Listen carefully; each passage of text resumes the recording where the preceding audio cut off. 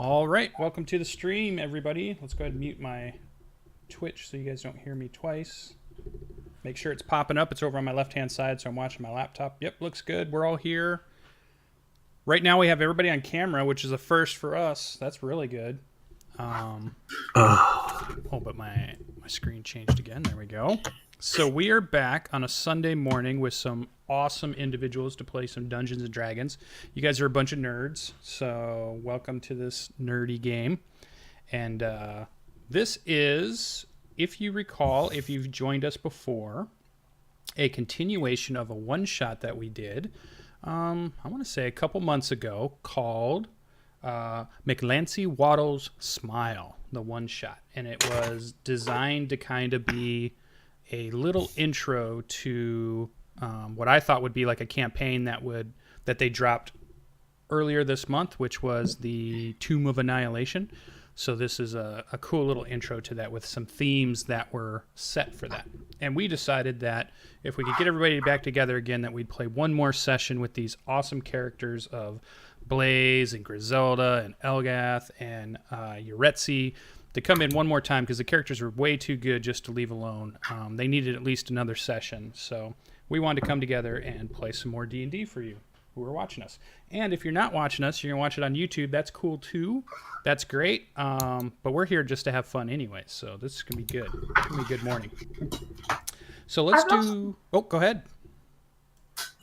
Oh, I think I've lost you. 2 seconds, I'll be back in. Okay. So... welcome back to our second session, and you can definitely find the previous session if you want to get caught up. It's not necessarily needed. You'll be able to just follow along as we go. But if you want to see the original session, you can go to my YouTube channel, which is just search for SirLucien, one word, Lucien, and you'll find that video. And our players for today, as you can see, we have a bunch of YouTube and streamers joining us. So we have Jordan has joined us once again, famous for the Forgotten Realms historical videos and places and pantheons and just everything Forgotten Realms you can think of. He's done it, or is still doing it at this point. So yeah, really good stuff. He's getting. It's an ever-growing process. Yeah. All the plane stuff was really good. If you haven't seen that on his recent stuff, that's been great. So go check that out. We have Magpie Randoms, who's been doing some Baldur's Gates videos. She loves to go in and show some of that storyline and talk about that. And she even has done some character creation videos for Dungeons and Dragons. So those are good too. You can check her YouTube channel out.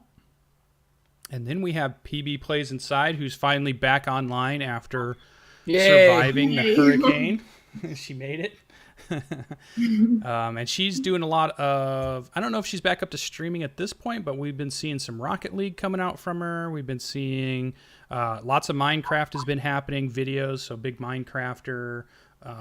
And she plays in a bunch of role-playing games because she can't say no anytime we say, hey, do you want to play in this role-playing game? And she plays in them all. So she's like in 50 of them or something like that. It's crazy. And then we got the old man of the group, which isn't true because I think we're the same age. Is Graybeard, but he's got the beard that makes him look the older man. Of the group. So yeah, Graybeard's Tavern. He's our big streamer as far as doing all kinds of different shows throughout the week. You can catch him doing Darkest Dungeon. You can catch him doing Hearthstone. Still, he was doing some Faria. Yep. He's playing in 3 that I can think of role-playing games at this point. So He can't say no usually either. So he's a good one if you want to. Yeah. So I think we got them all. And then there's just me. I just do a couple things here and there. The DM, SirLucien. So, all right, that is our players. That is where we're at. But let's get back into our story. Where were we when this all happened? Because I'm sure all of you went back and rewatched the episode, so you were caught up and ready to go. But if you remember, our story the last time started with our 4 adventurers in Salt Break Adventuring Company, and they received a mission to secure an abandoned ship on the shore to the south. While investigating that shipwreck, they found strange tracks that led to Edgecliff, which was the other village you guys went to, another shoreline village further to the east. When they arrived, a strange fog had swept in from the sea and obscured the whole village. Our adventurers braved the eerie scene to discover that the villagers had been turned into something grotesque. As they made it to the center of town, they witnessed and then stopped several changed villagers in the act of dragging a woman to the village well, and they heroically saved her and found out that anyone who drank the waters was turned. They talked with the villagers and began to suspect that a fisherman named Virnos might be involved. And then the actual scene that we ended on was our adventurers raced back to Salt Break because it was the closest next town, and our villain had escaped, and they were worried that that was his next target. And the camera kind of began to fade to black as they came within sight of Salt Break. They could see a fog sweeping in over the whole town as they came up to the gates, and an ominous, eerie music would start to play. I wish I had some. That would have been great to cue it up right there. Because that's kind of where we're at. So does that feel like everybody remember those parts? Mm-hmm. Yeah. Yep. Awesome. All right, so we have this, what the everybody out in Twitch land is seeing at the moment is a nice, colorful picture of Salt Break. That's what our players are looking at, but we need to move to what it really looks like. So let's move our players to the next map. We're trying out, we're playing on Roll20. If you didn't recognize the program, it's definitely a great program to play with people that are across all areas and not necessarily sitting at your kitchen table and playing with you. We're also trying out some dynamic lighting today, so this should be pretty fun. This is a mega map, so just as far as how things are size-wise, your tokens will be a little bit bigger than they actually are as far as, but the measuring tool will work correctly. I've got that set. And we should have, like if I click on our front guy here, and we can move you guys around depending on who wants to be in what order. But there, that's so the players can see, or the viewers can see. That's kind of what the players are seeing on their side. So they're seeing just what their character can see. So what's happened is the fog has rolled in. You can see that there's a bridge that leads into the town, and the town has a walled area around it. The fog is only allowing about 40 feet of vision, and then it's just swirling grayish cloud. It's very cold. It's very damp and wet. It feels like a very coast fog has rolled in, if you've ever been in one of those before. And as you come up to the gates, it seems, or at least to the bridge area, you guys can actually arrange yourself the way you want. Let me make sure everybody's token is set the right way. I think everybody can move their token, right? Yeah, Blaze can. Looks like, yep, Griselda is all set. Yeah, it looks like you guys can move. Yep, Elgath is set. And your Retzi, are you set? I also set like your bars as far as your health. So the red bar is your health. And then when you're clicking on your token, you'll see like a blue and a green box. And the blue is your walking speed. And your green is your AC, your current AC.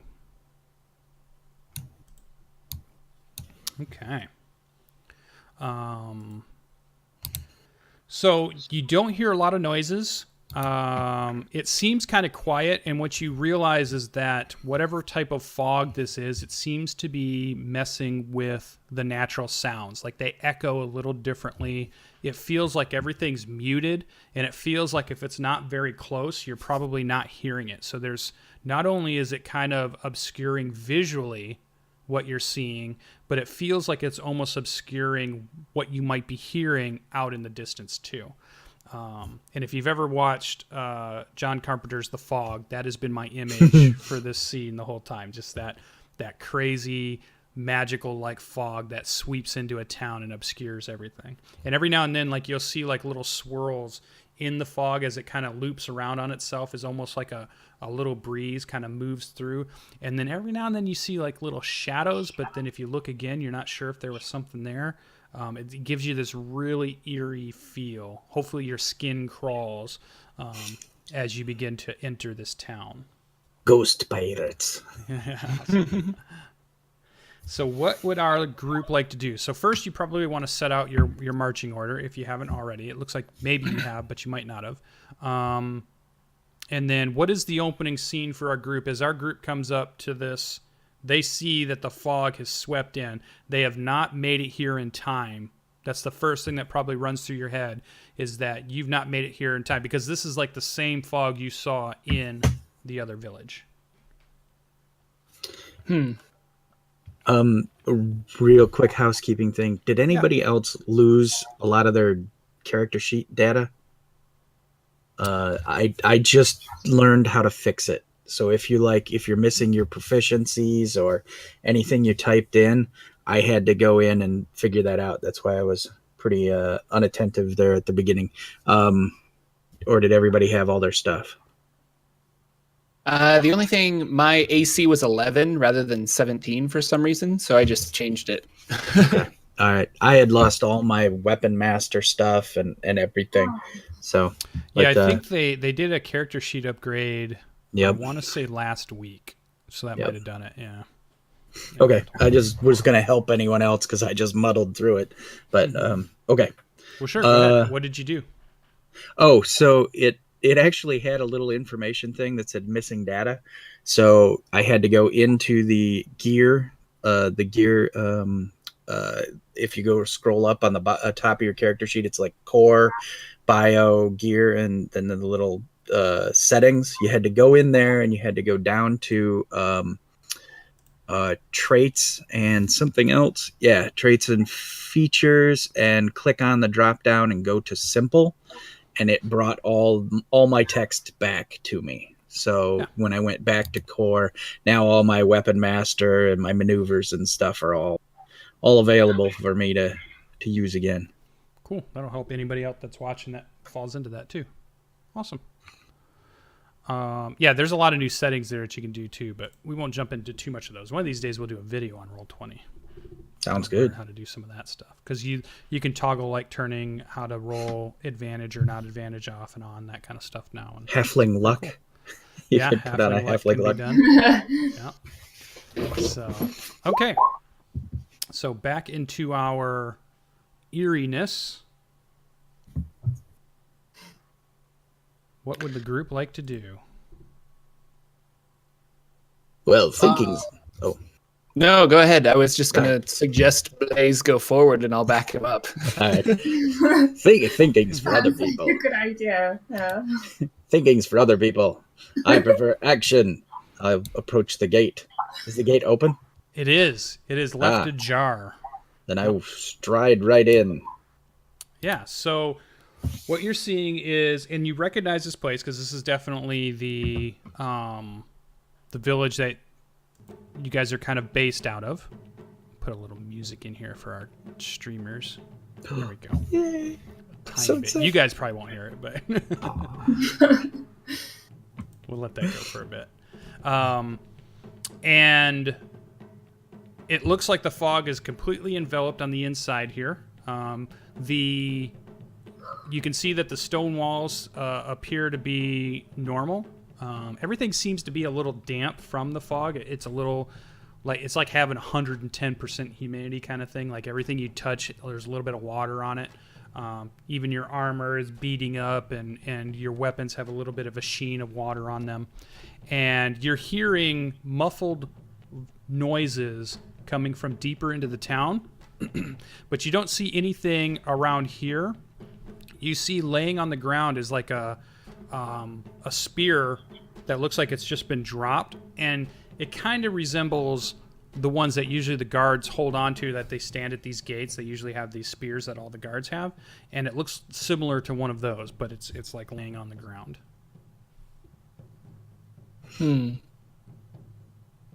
Anyone need a spear? Was there a sign of a struggle or anything? You can go ahead and do a perception check, or maybe even a survival check if you're gonna look around for like tracks or to see if there's like blood or those kinds of things. Let's get our first roll of the day. You said survival? Yeah, you could choose if you want to do either survival for looking for tracks or just perception. Yeah, nails it. Yeah, so you see what looks like scuff marks. You see a lot of foot traffic has moved through here. You don't see any blood. You don't see anything that you would think that anybody had been wounded, but it definitely looks like there's a lot of foot traffic in the dust of the town here so far, right in this area. Okay. It seems odd to me that someone would just leave their weapon behind, especially considering the circumstances. We should definitely be careful as we keep going forward. Remember that last village. Anybody comes at you with a bucket, give them no quarter. And I stride forward. All right. Let's grab these guys. Perfect. Okay. And how is our group in the back? Anything they're doing in that back area? Can I look into the river to see if anything's over the bridge? Yes. Yep. You can do a perception check. See if there's anything that pops out. Okay. So then on the character sheet there should be under skills there should be one for perception. You just click on the word and it'll roll it. Aww. Yeah, so well you see that it looks like it's flowing naturally. You don't see it looks a little murky today, so you're not seeing too far down into it.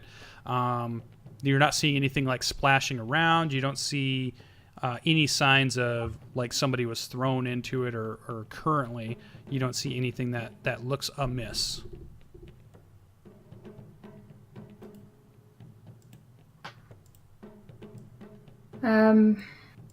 Okay, I guess I'll tentatively follow. Okay. All right. So let's do that. Now you are still hearing a few sounds here and there, coming from further in town. They seem muffled, and you're not quite sure if you're getting a full read on exactly which direction, except that it's definitely more west.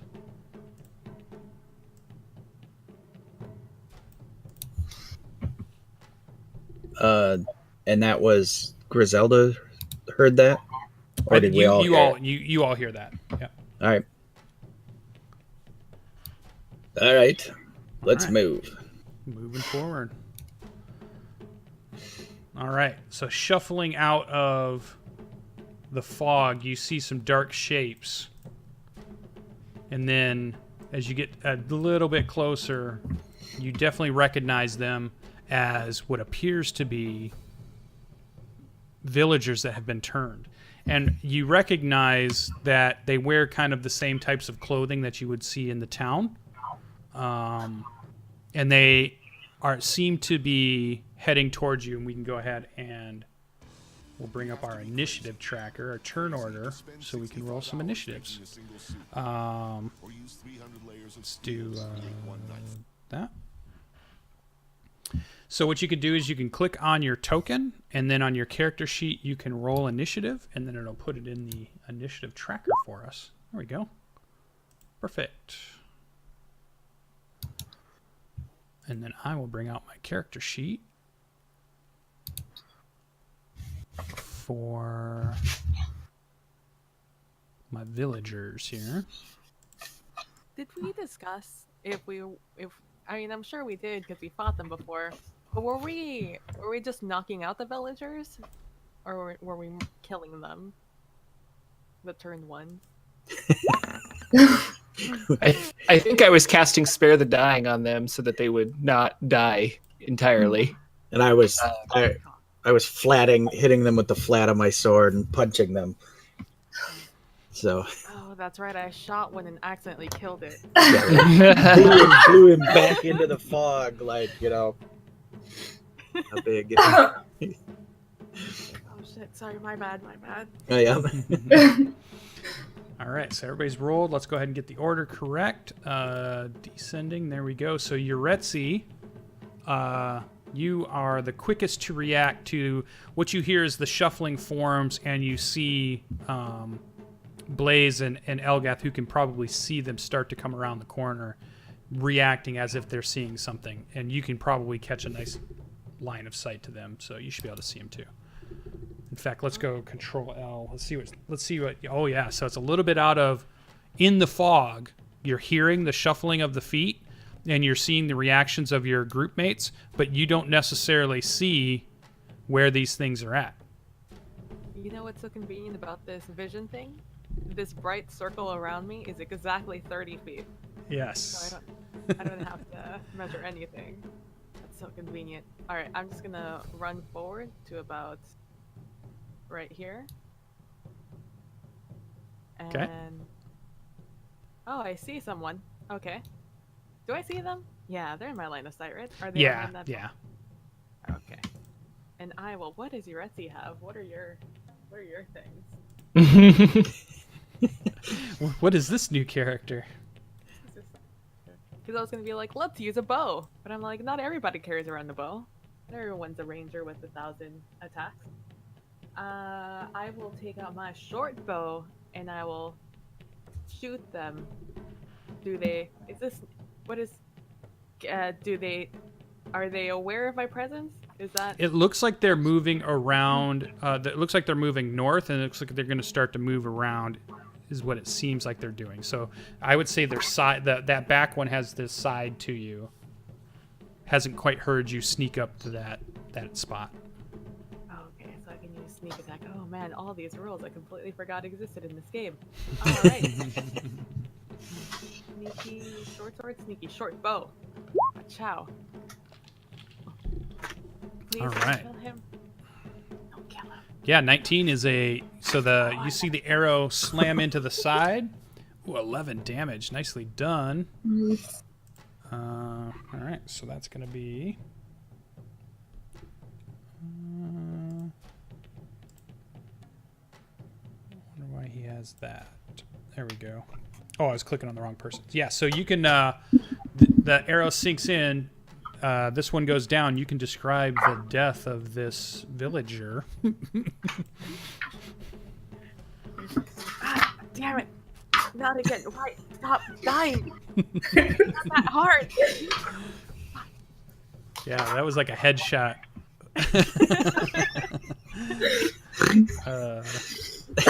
I was aiming for like his shoulder, and I just accidentally missed and hit him straight in the forehead. Yeah. Yep, goes down. All right. You still have. Did you have any more movement left or bonus action at that point? I think I will leave it there. Okay. That will bring us up to Elgath is next. Elgath Doramir. Can I see this guy, or do I need to move to get around the building? Nope, you do see him. Okay, then I'm gonna send out a chill touch. Is that my name of my spell? Yes, chill touch. I'm gonna send out a spectral hand from my hand, and it shoots out to him and grabs on, dealing some damage. All right. Yeah, so let's see. Spell attack for 1d8. So to roll the attack, 1 round, range 120, which is perfect. There should be, let's see, on your character sheet. Let me go look at your character sheet just a second. Yeah, you might want to help me with that. Yeah. This makes for a really great video, guys. Sorry. Well, they get to learn it with us too. So so chill touch in. Oh, just hit chill touch right there. Yeah, try it there and see if it rolls a. There we go. Yeah, perfect. So a 12. Let's see. That is just enough to hit our villager. So you can go ahead now to roll damage. You click the chill touch word in the chat area where it rolled the 12 and the 21, and then it'll roll the damage for you. So 5 necrotic damage. Perfect. Thank you. So this one, let's see. Use it.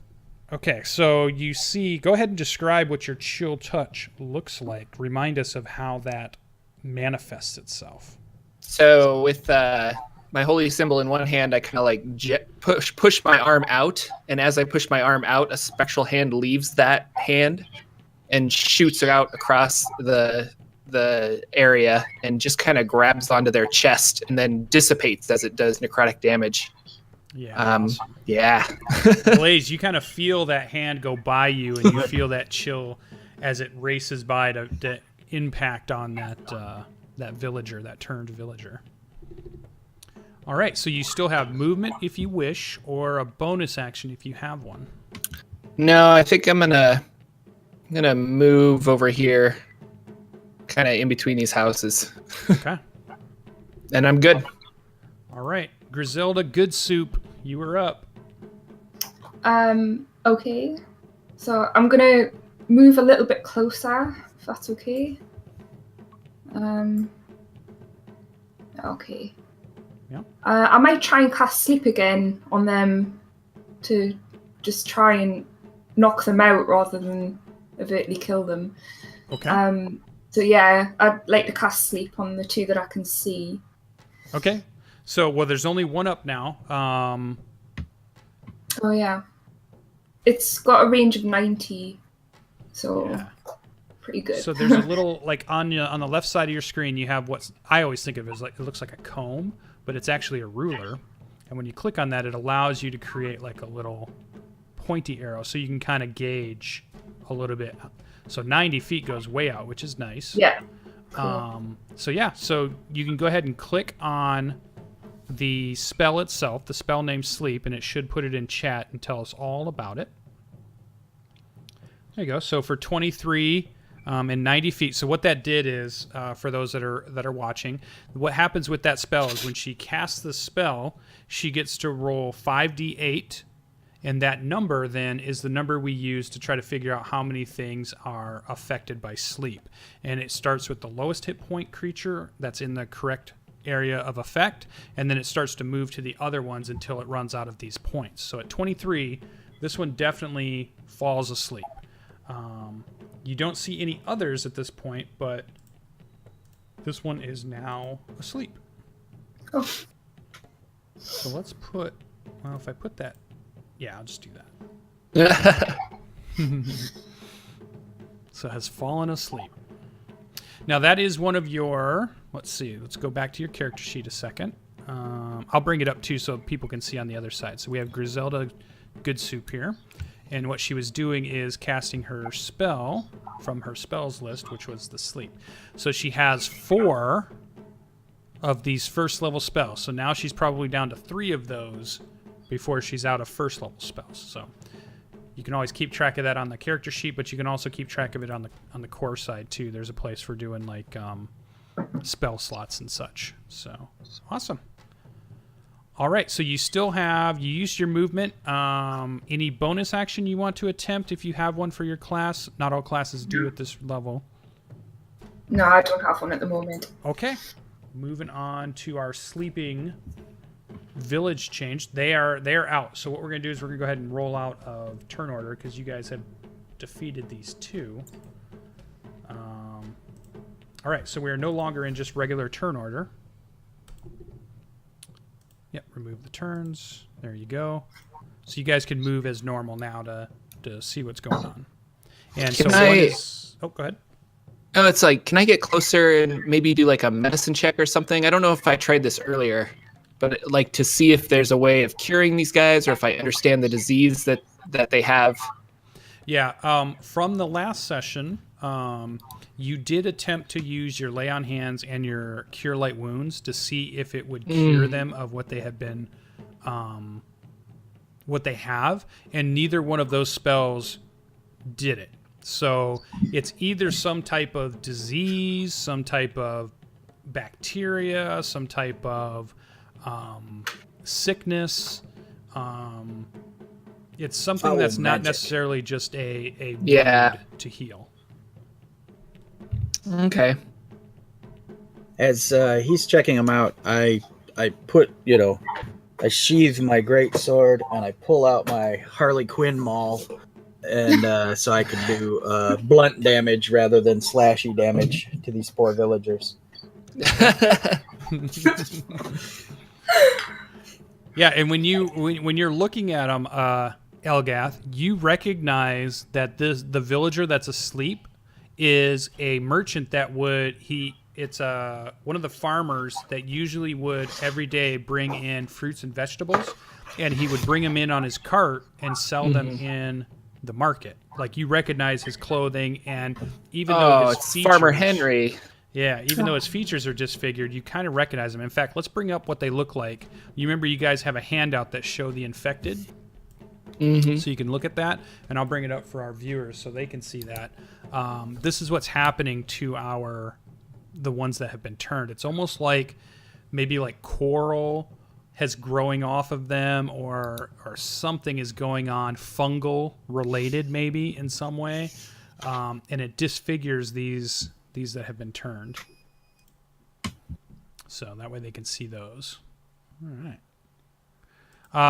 Nobody seems to recognize the woman that has the arrow sticking out of her forehead. Does wear clothing of a villager or townsfolk, but nobody seems to recognize who that one was. You know how when cats do something that they're a little bit shameful of, where they just like cover them up a little bit with dirt. Just like drags her off a little bit, just like covers her up a little bit with foliage. Never happened. I didn't do that. It wasn't my arrow. It was somebody else's arrow. Yeah. All right. Awesome. All right. So still hearing sounds off and on, and Blaze, every now and then out of the corner of your eye, you think you see another shadow in the fog, but then when you turn to look, it's not actually there again. So you're getting this really jumpy feeling of, is it one of them? Oh no, it was just a trick of how the fog is moving around and the wind is swirling it, kind of fooling you a little bit. Everybody should be on edge though. Well, let's get to the heart of this. We're not going to solve anything by waiting here, so let's continue. Oh, tie that sleepy one up. Oh, yeah. All right. So you tie some rope around the hands, and is still sleeping there. Actually, your spell, Griselda, lasts. Do we recall how long? I think it's a minute. Okay. And then, so I see Blaze has moved forward a little bit. How about everybody else? They move with Blaze? Or they right behind him. Right behind him, okay. Right there. Okay, perfect. So Blaze, you see several shapes and shadows right at the edge of what you can see. Let's before you can move or anything. So right out here at this area, you think something is charging forward, charging towards you. What do you do? I ready in action.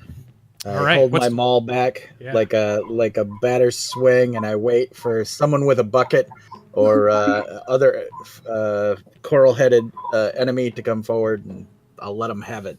All right. So out of these shadows, you see a pack of kids come running out, and you actually recognize them. You see little Lisbeth and Anne and Darby and Edwin, and these are all little kids that you know from the Cranefly Tavern, which is where you stay in town. And you know their dad, Benson, who runs the place. And these are his kids, and they seem to be running scared. They come right out of the fog, and now they're running right towards you. And they just look like scared kids, and they see you, and they light up, and they run at you and hug you. Hi, Elizabeth, and you get is your dad in trouble? And so the oldest one is Lisbeth, and she's holding some type of package or something wrapped in her hands, and she's kind of crying, and they're all a little bit dusty and worn, and she's like, they dragged him off into the fog. I don't know where they went. Do you have any idea what direction? And she just kind of starts looking around confused, like she's been turned around. She doesn't even really know. And she's like, I'm not sure. I'm not sure, Blaze, but you've got to help him. Forward. And she says, and she kind of reaches out and gives you this this thing, and she said, "Dad dropped this as they were dragging him away from the tavern."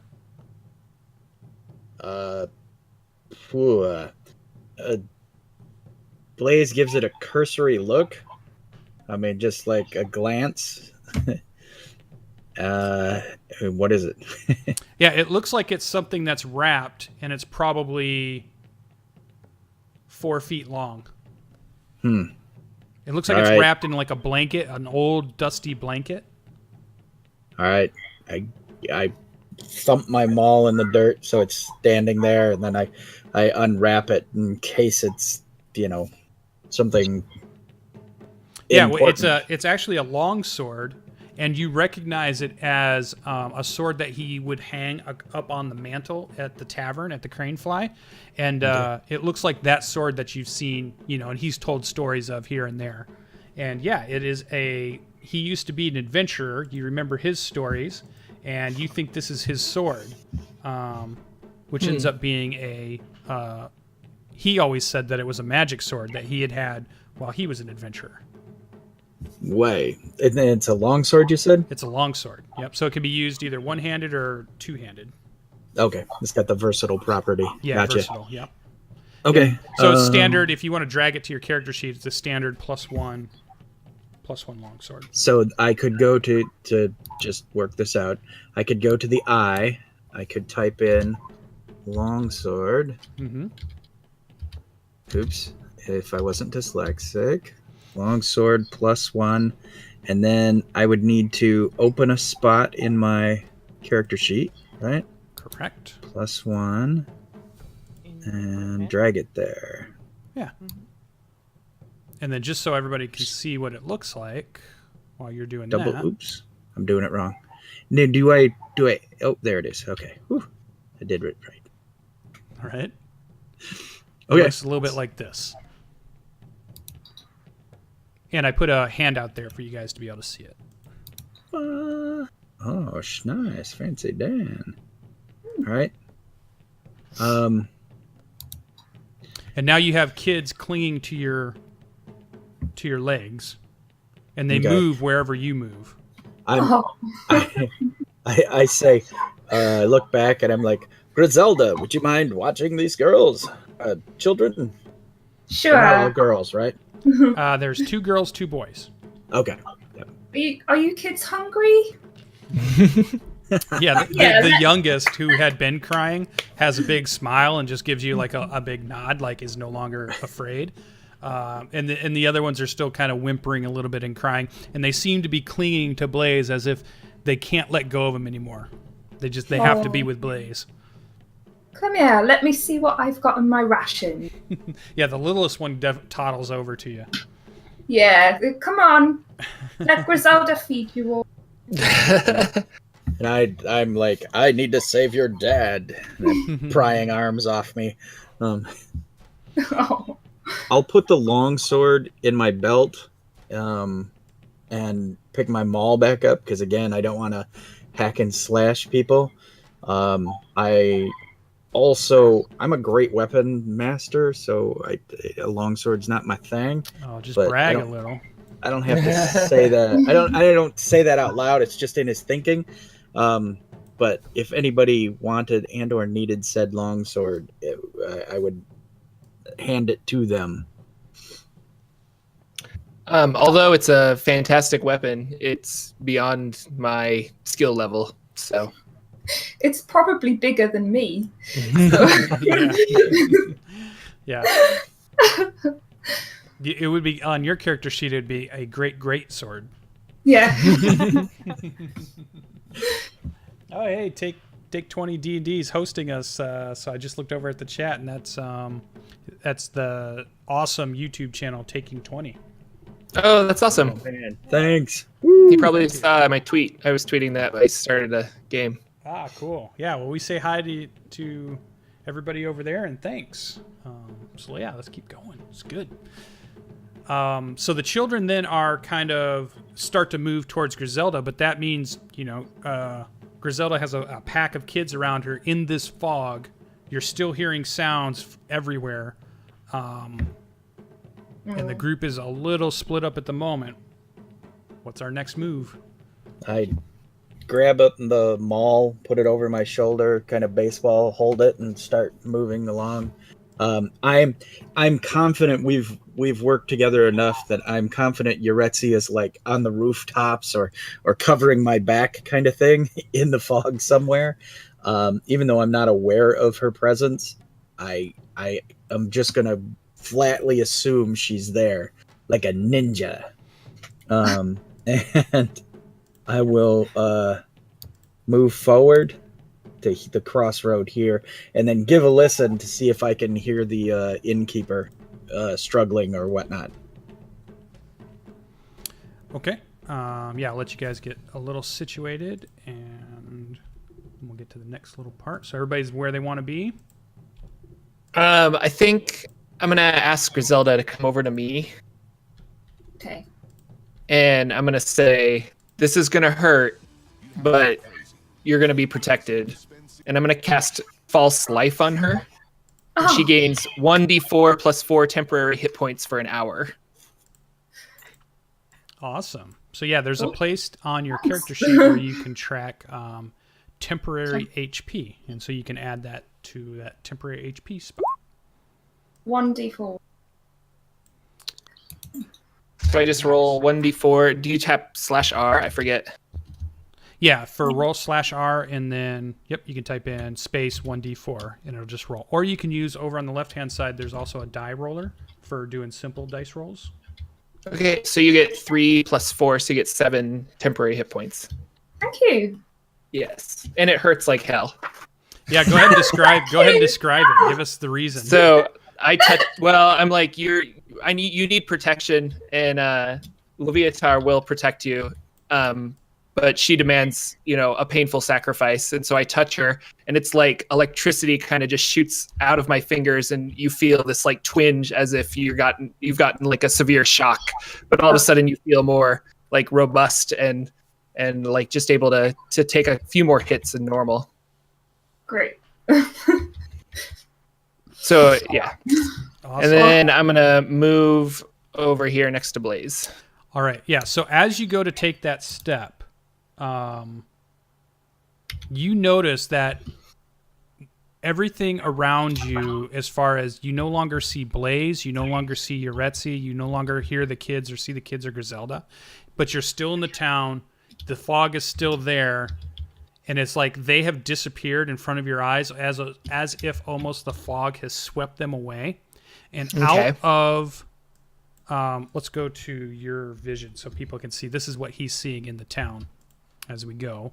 I clicked off it. Let's do that again as we set this up. All right. So out of the fog, the swirling fog in this area right here, you see a female figure begin to approach, and it seems like it's like a saunter or more like a mosey kind of walk.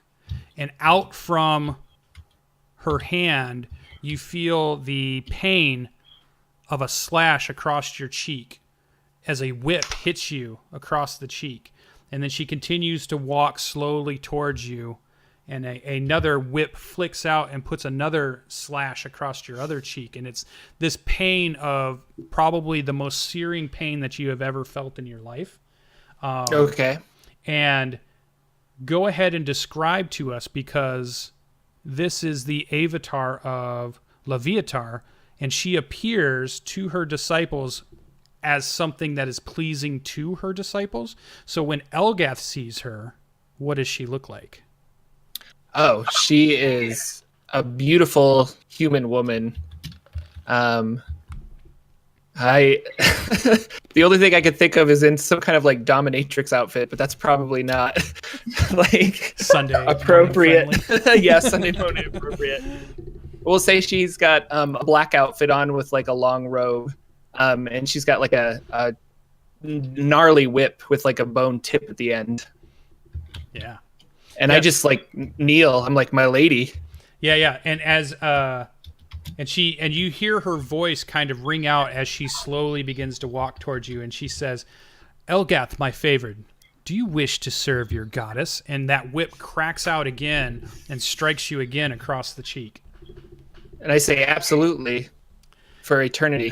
Yeah, and it's almost like she's barely listening to you. It looks like she's looking past you, looking at the village around you. Every now and then makes eye contact with you, and then continues kind of to circle around you as you have kneeled kind of right here in the street. And she begins to say, there's so much pain you have not yet experienced. I have so much planned for you. And then her voice kind of turns to a steel edge. But first, I must deal with this foul creature who spreads corruption. And then you hear anger, and you feel the whip has wrapped itself around your body and is squeezing slightly, and you can feel the pressure of it. Mm-hmm. And she says, how dare they remove the pain from the people? How dare they deny them the chances to worship in my name, whether they knew it or not? She says, I will not stand for it. You feel more searing pain as she tightens that whip. You will destroy this plague.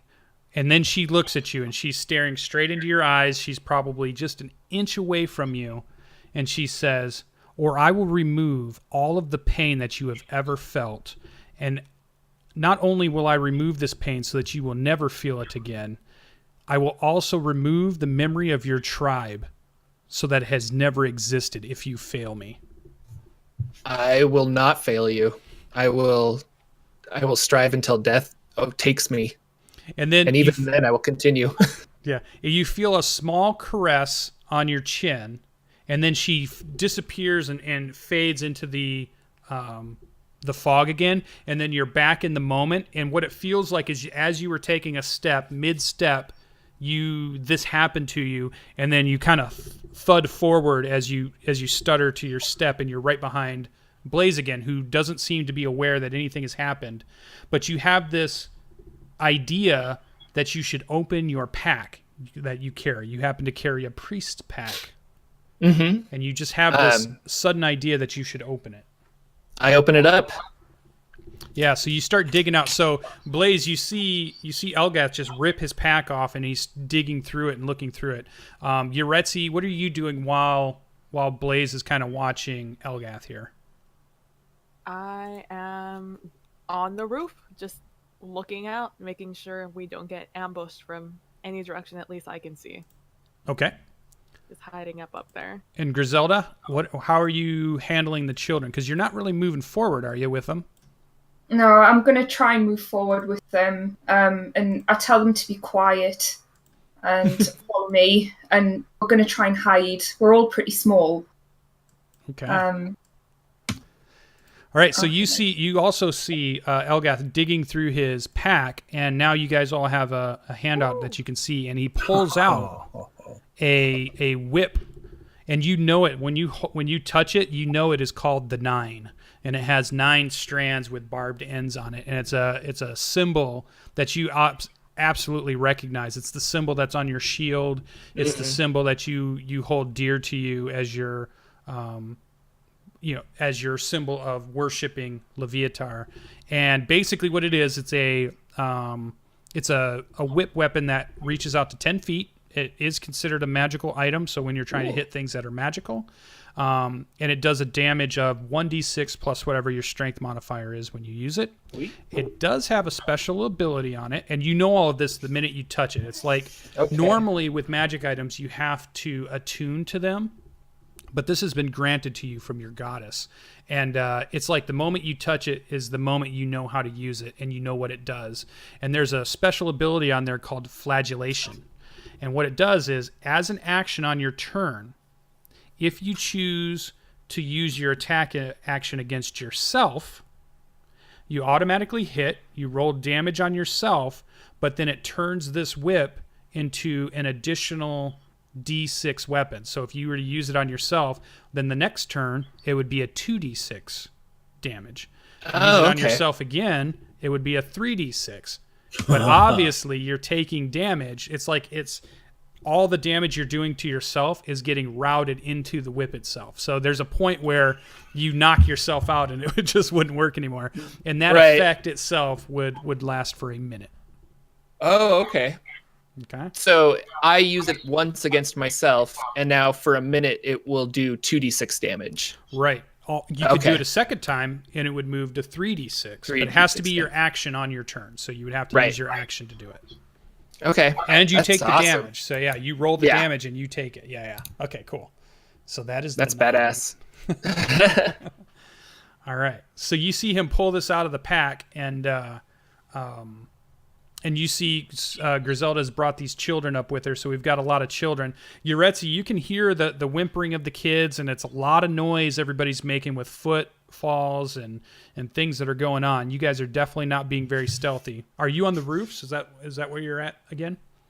Yeah. Yeah, okay. All right. So right about that moment, Blaze, as you make another few steps forward, which way are you going?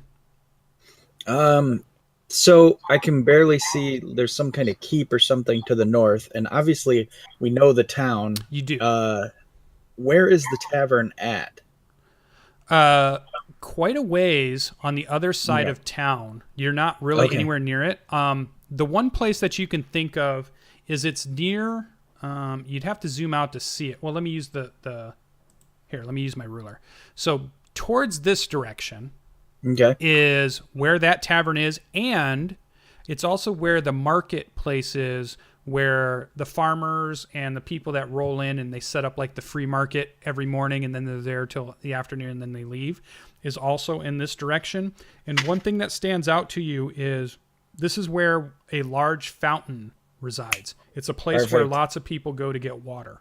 That was my next question, was where is a common well or fountain? Yeah, so you know okay. of one that's that way, and let me zoom out a little bit. You know of 2 that you can think of in this town. Now, in this town, also in the same direction, even though it's off map, if you continue in that direction, there's a part where there's like a hill inside the town, and up on top of that is like what they call the Temple Mount, and this is where the temples are. There's another market square up there that's like an open square that they can gather in, and it also has a fountain up there, and it's like kind of where more of the rich people live. Okay. You know, this direction is where all the wharf and the boats and the ocean is, ocean side. A lot of the stuff to the north in this direction, straight west, are homes and such. The commercial direction is this way. And then, All right. yes, this keep is one of the keeps, or you just see the wall. It's not necessarily a keep. It's just you're seeing the wall gates and such Okay. right here. All right. All right. I'm like, well, in the village it was the well. It's probably the fountain here. Let's head to the fountain. And I start off this way. Perfect. All right. So as you get there, so we're going to say right about as you get to here, you're moving that way, and out from the edge of the building pop out several turned.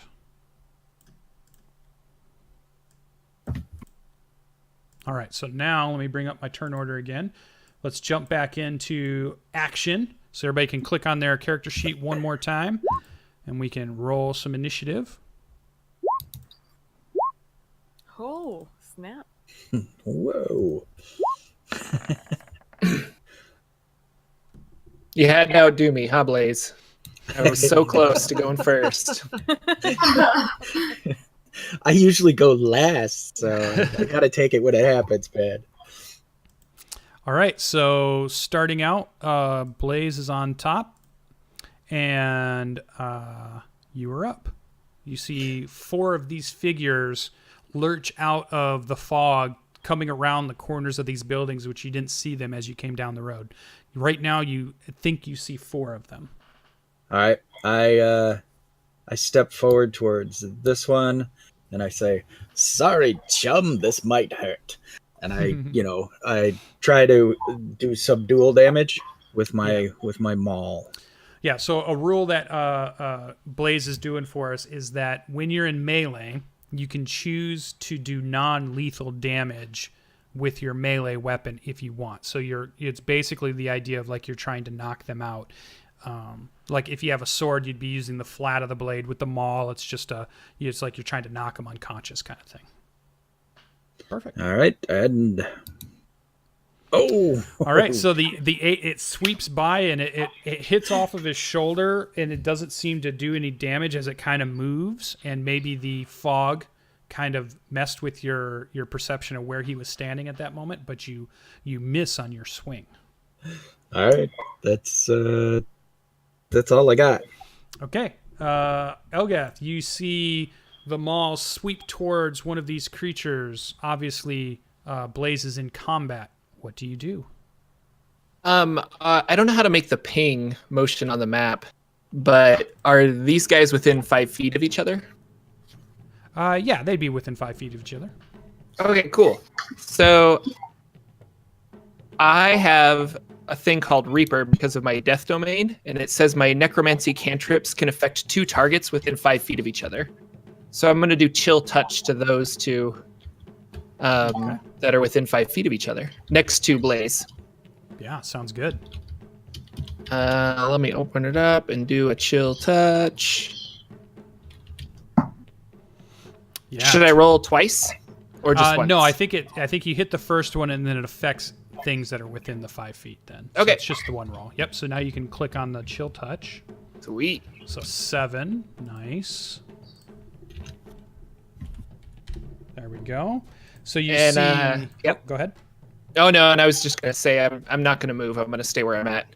So I send out one hand, but as it's going through the air, it hits the one guy, and then it kind of like ricochets off and hits the other guy for some nice damage. Cool. Now, do they get any type of saving throw? No, it's a spell attack. So. Okay. Yeah, let's take a look. Yep, spell attack.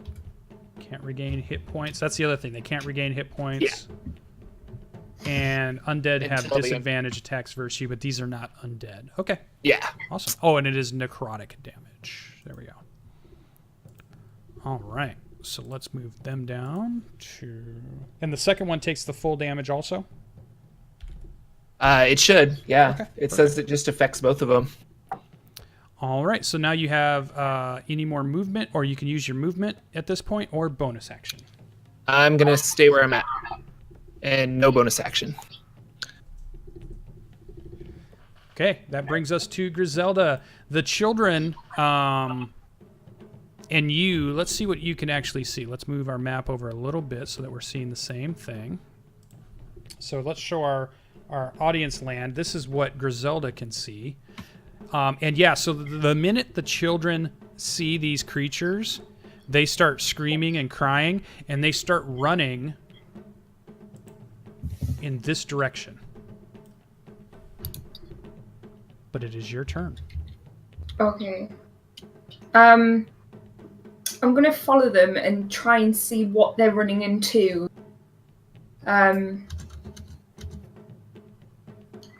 So what can I see? Yeah, it just looks like they are just running away from those creatures. You're not even like they get to this building and then they get up to the wall, and then you see them look left and right, and it looks like they just pick a random direction, and then they start to move along it again. It looks like they're just panicked. Okay. I'll shout for them to stop. Does that make any difference whatsoever? Well, let's see. Let's have you do a roll. Let's see. So do you want to intimidate them to stop, or do you want to persuade them to stop? What is your tone? Okay. I've got proficiency in persuasion. So I'll try persuading them first. Okay. So yeah, you can click on persuasion and give us a roll. Okay. Oh yeah. So tell us. Go ahead and RP this out for us. What are the soothing words you get to calm these children down? So, Griselda's quite a cute-looking halfling anyway. So when they hear kind of her sweet, squeaky voice shouting, "Stop, children, stop, please!" they kind of do turn round, and she utters words to them and kind of comes and welcomes them into her bosom, sort of thing. And slowly, one by one, they do. And I kind of push them and try and calm them down a bit. Okay. Yeah, and out of this building right here, at the sound of your voice, you see the door kind of crack open slightly, and you see one of the town folk who's not changed or anything or turned kind of looks out, and she sees you and hears you, and she's like, what's going on? We keep hearing strange noises. And then she sees the children who have been crying and such, and she's like, what should we do? Should we leave? And she's whispering as if she's not sure what's happening. No, don't leave. Hide. Take the kids. Take the children. Hide them. Okay, yeah, she starts shooing the children in, and she brings them into the room, and she's like, will we be safe? We'll keep you safe. I'm here with a band of adventurers. Okay, so she gives you the nod, and it's kind of like your persuasive voice is kind of carrying over into this, and she's like, I will keep them safe. And you hear her close the door quietly, and you hear like some type of bar being barred across it to bar the door closed. And you still have your regular action at this point. You still can move a little bit, and so like you're probably to chase them, you might have used 10 feet, so you probably still have another 20 feet that you can move regularly. Or if you want to dash, you can use double your speed. Or you can just move and do an action bonus, whatever you would like to do still. Can I cast a spell? Yes. I'd like to cast invisibility on myself. Okay. Nice. So tell us how that looks when you cast this. Is it instantaneous? Do you fade out slowly? Do you look like the Predator? How does the invisibility of Griselda look? Okay, so Griselda puts her hands in front of her. She sweeps them over the top of her head, and as she brings them back down again, a kind of a mist of invisibility takes over, and she gradually fades. Nice, nicely done. Yeah, all very right. cool. You still have a little bit of movement if you want. You still have about 20 feet of movement if you would like. Okay, yeah, I'd like to get a bit closer to the action. Yeah. That I'm invisible. Okay. All right. Yeah. Oh, and how long does your invisibility last? My invisibility lasts. Concentration up to an hour. There you go. Yeah. I think I didn't spell that right. Oh yeah, it's there. Looking at my manual. So up to an hour then. Oh, we don't even need to put that on the tracker. Okay. All right. I like to put the ones that if they're only going to last a minute, I like to put them on the tracker. A mere 600 turns. Yeah. We'll start counting those down. All right. That brings us to our creatures. Finally, I get to swing against our players. So we have our turned villagers move in and surround Blaze as best they can. These ones are all kind of going to try to pile in, and also realize that the map is a little bit. Our tokens are a little bit bigger, just so we can see them than they actually are represented on the map. So they are easily able to get right around Blaze here. Let's hope his armor can hold up. But reaching out with deformed hands as they try to bludgeon you to death, we have attack number 1. Rolls a 13. Nope. Okay. I don't know what happened there. Attack number 2 is a 9. That should be a miss. Attack number 3 bludgeons out a 10. His armor is holding firm. Last deformed hand tries to reach into your collar at a 12. Ow. So none of it seems to get through Blaze's armor at this point. So he is able to fend off all of these would-be attackers. Yuretsi, Venus, Bright Falls. It is your turn. So I, after vaulting off of this roof back here to the ground, the sound of fighting catches me off guard, and I sort of like am a little bit off kilter. So by the time I get balanced back to my feet, Blaze has been swarmed. So what I do is I run straight towards this guy, and I swing at him with my dagger. I think maybe possibly. Hold on, with my rapier, and I just swing at him and see if I hit. Yes, 18 slices in. Now, are you doing non-lethal damage, Yuretsi? Yes. Okay, so let's even like you walk up behind him and you hit him with the back pommel of your rapier. So go ahead and do your damage.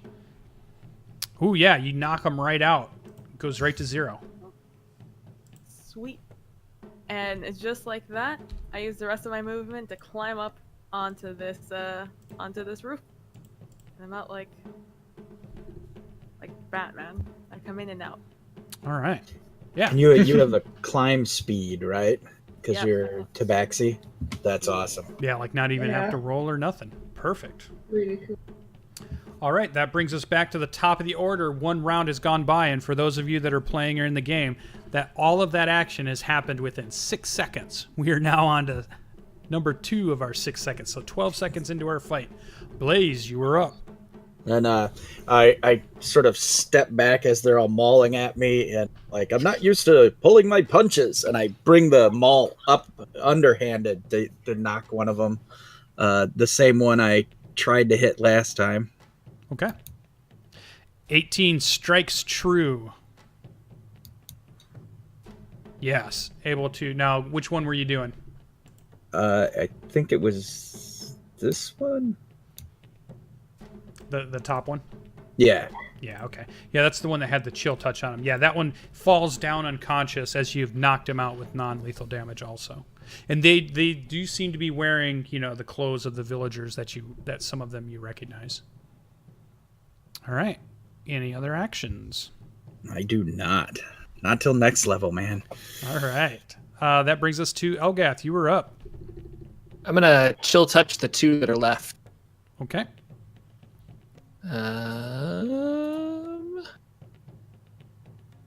But you.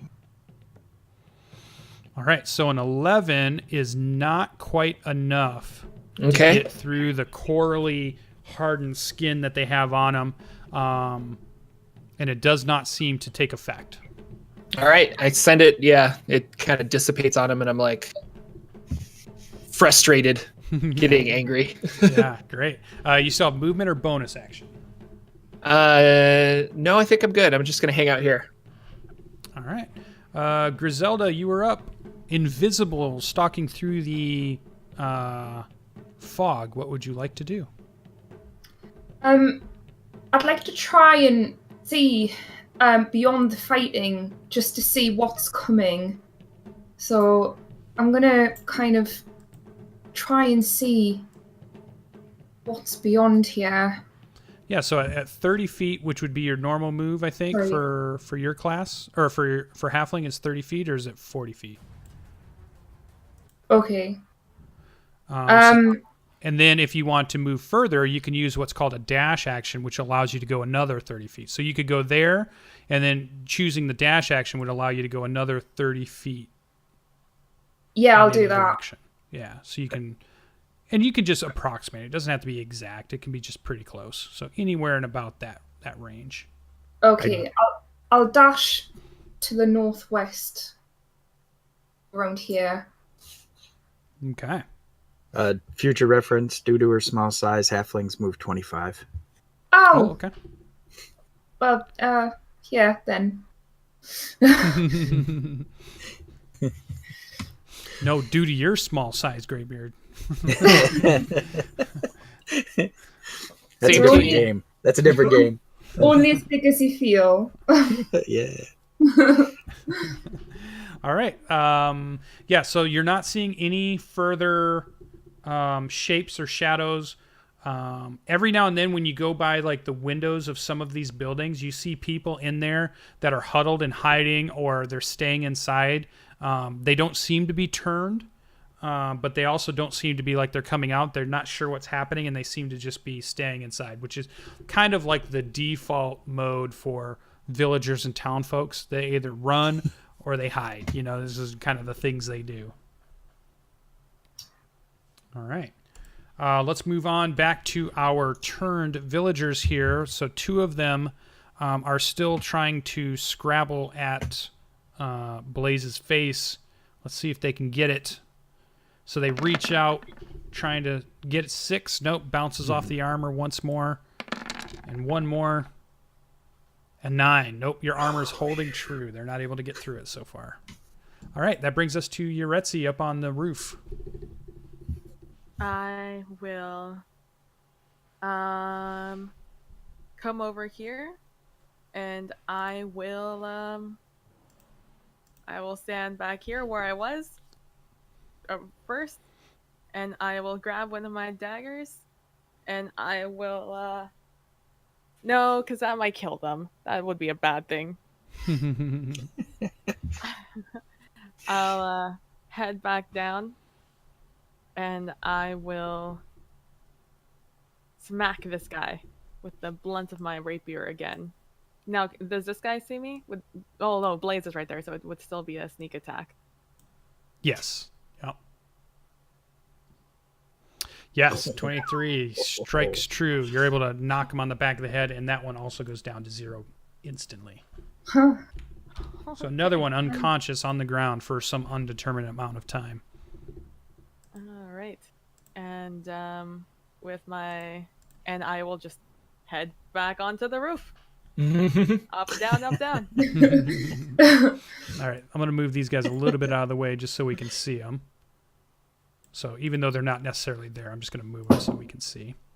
All right, so that brings us back around to Blaze. There's one still in front of you. You're watching Yuretsi move up and down the side of the building and helping you out. You can still feel chill touch spectral hands fly by you from behind. It is your turn. Thank you, my fuzzy friend. And then I maul the guy in front of me. That you do. Strikes true and falls unconscious for an indeterminate amount of time. I glance over my shoulder at Egleth, and I'm like, we may run out of rope. It's true. Yeah, I left mine in the other village.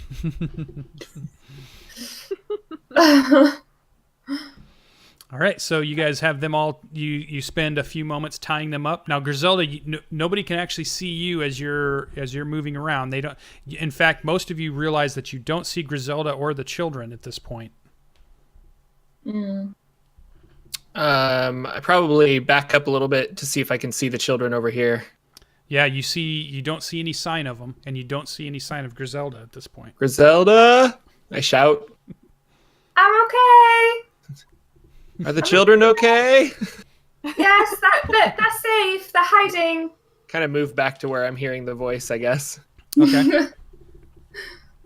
Yeah, so like probably what you can see is as maybe Griselda moves around, you see the swirl of the fog a little bit, and as you look to where her voice comes from, and you kind of realize that she must be there, but you realize that she must have obscured herself in some way that you can't see her, even though you can hear her a little bit, and the fog itself reacts to her moving around slightly. Okay, I'm with dagger, I'm cutting sections of my rope to like 2-foot sections or whatever, enough to tie their hands in like to their knee. Mm-hmm. So it's like their hands are bound to one knee, so getting up or moving around would be difficult. Okay. Yeah, you're able to do that, and they're all tied together, and their wounds. This is the type of unconscious that is probably going to last for hours. It's the type like where when you go to 0 and then you finally make your save, it's like 1d4 hours before you awake, mechanically speaking. So they're definitely out for a while. Put my dagger back in my belt, and they're like, they're slowing us down. Let's keep going. And you're pretty sure that the area is kind of this way still, just so you have a direction. I'm kind of sticking to the streets just because I don't want to get lost in the fog, because I'm not that bright. And so I'll kind of do this as quickly as I can. Okay. And Griselda, are you moving out in front, or are you still staying behind? How are you? Because now that you're invisible, how are you using that? I might try and go in front a little bit. Okay. To kind of help to scout. Yeah. So you can go ahead and move out in front some. So let's let you get where you're at. All right.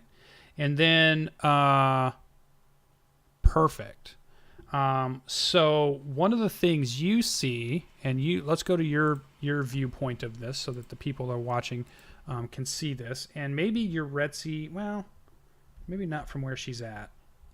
But you see coming down the road, Griselda, from this area here, from around the building, you see a shape of a woman who appears to be limping, and she has her hand on the side of the building as if she's using it to hold herself up. And you recognize her as Alora, the mayor's wife. And it appears like she's been wounded, and and something has happened, and but she sees you, and she kind of lights up, and she's like, "Griselda, you're alive." What happened? What happened to you? Yeah, and she says, something's turning these villagers, and then they just attack people, and they drag them off, and they got the mayor, but I was able to break free, and I've just been wandering in this fog. I keep getting lost, and you can see that she has a wound where it looks like they probably tried to grab her, and then as she shook free, kind of there's scratch marks and claw marks and like wounds from being grabbed at. Like a side And it looks like she's losing kind of blood here and there. Um, and just so that everybody kind of fills it in, now Alora is the mayor's wife who Griselda has worked for, and is the person that started to show Griselda how to be a wizard, how to use spells, how to use magic. Let's have a look at those wounds. I know a little bit about medicine. As you know. You can do you can do a medicine check. Yeah. Oh yeah. You can tell it's mostly just surface wounds, superficial. Mostly she's woozy, maybe just from overexertion and the loss of blood. Obviously, if left untreated, these things could probably become infected like any type of cut or wound, but they don't seem anything out of the ordinary. It doesn't seem like she's changing.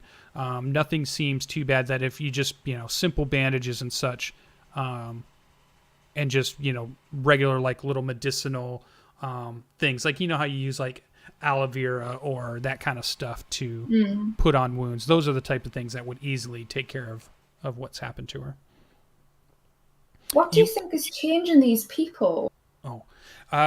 And she says, I'm not sure, but I keep seeing people being dragged towards the fountains. I don't know what's going on with the fountains.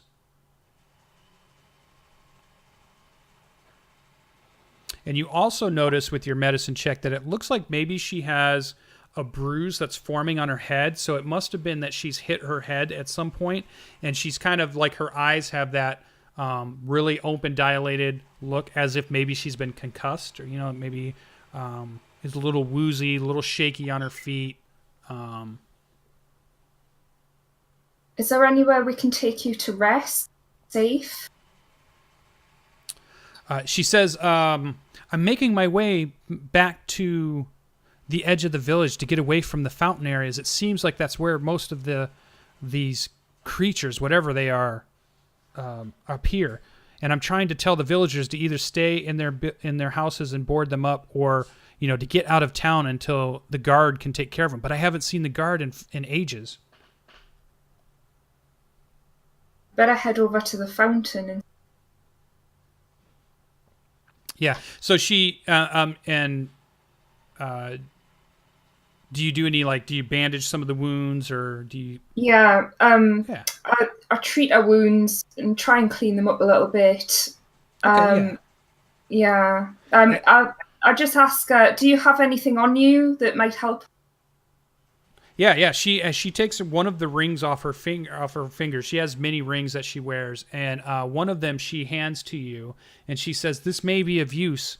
And in it is an inscription of a word, and she says it's an elven word, and she mentions to you that when you say this, this ring has restorative properties as far as trying to heal things. And so she gives you a ring. So let me give you a. There we go. Oh no, let's put it in your guys's area. There we go. So she gives you this ring from her hand, and she has a couple of them, but she gives you this one, and it ends up being a ring of lesser restoration.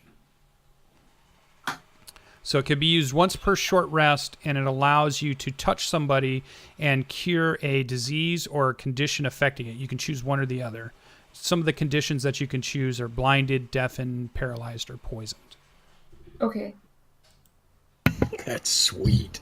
Yeah. And then she mentions that now she's going to continue to try to tell the villagers to be safe, and she's going to continue moving this direction as much as she can, as best as she can.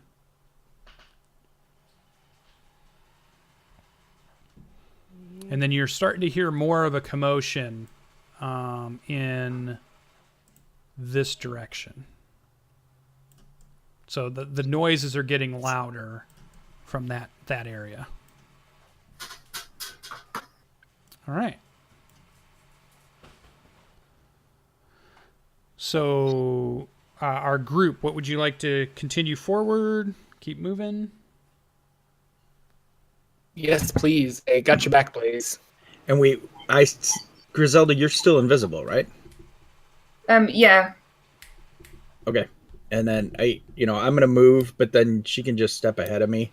Should I go south or should I go west to head to the fountain? You know it's this way. All right.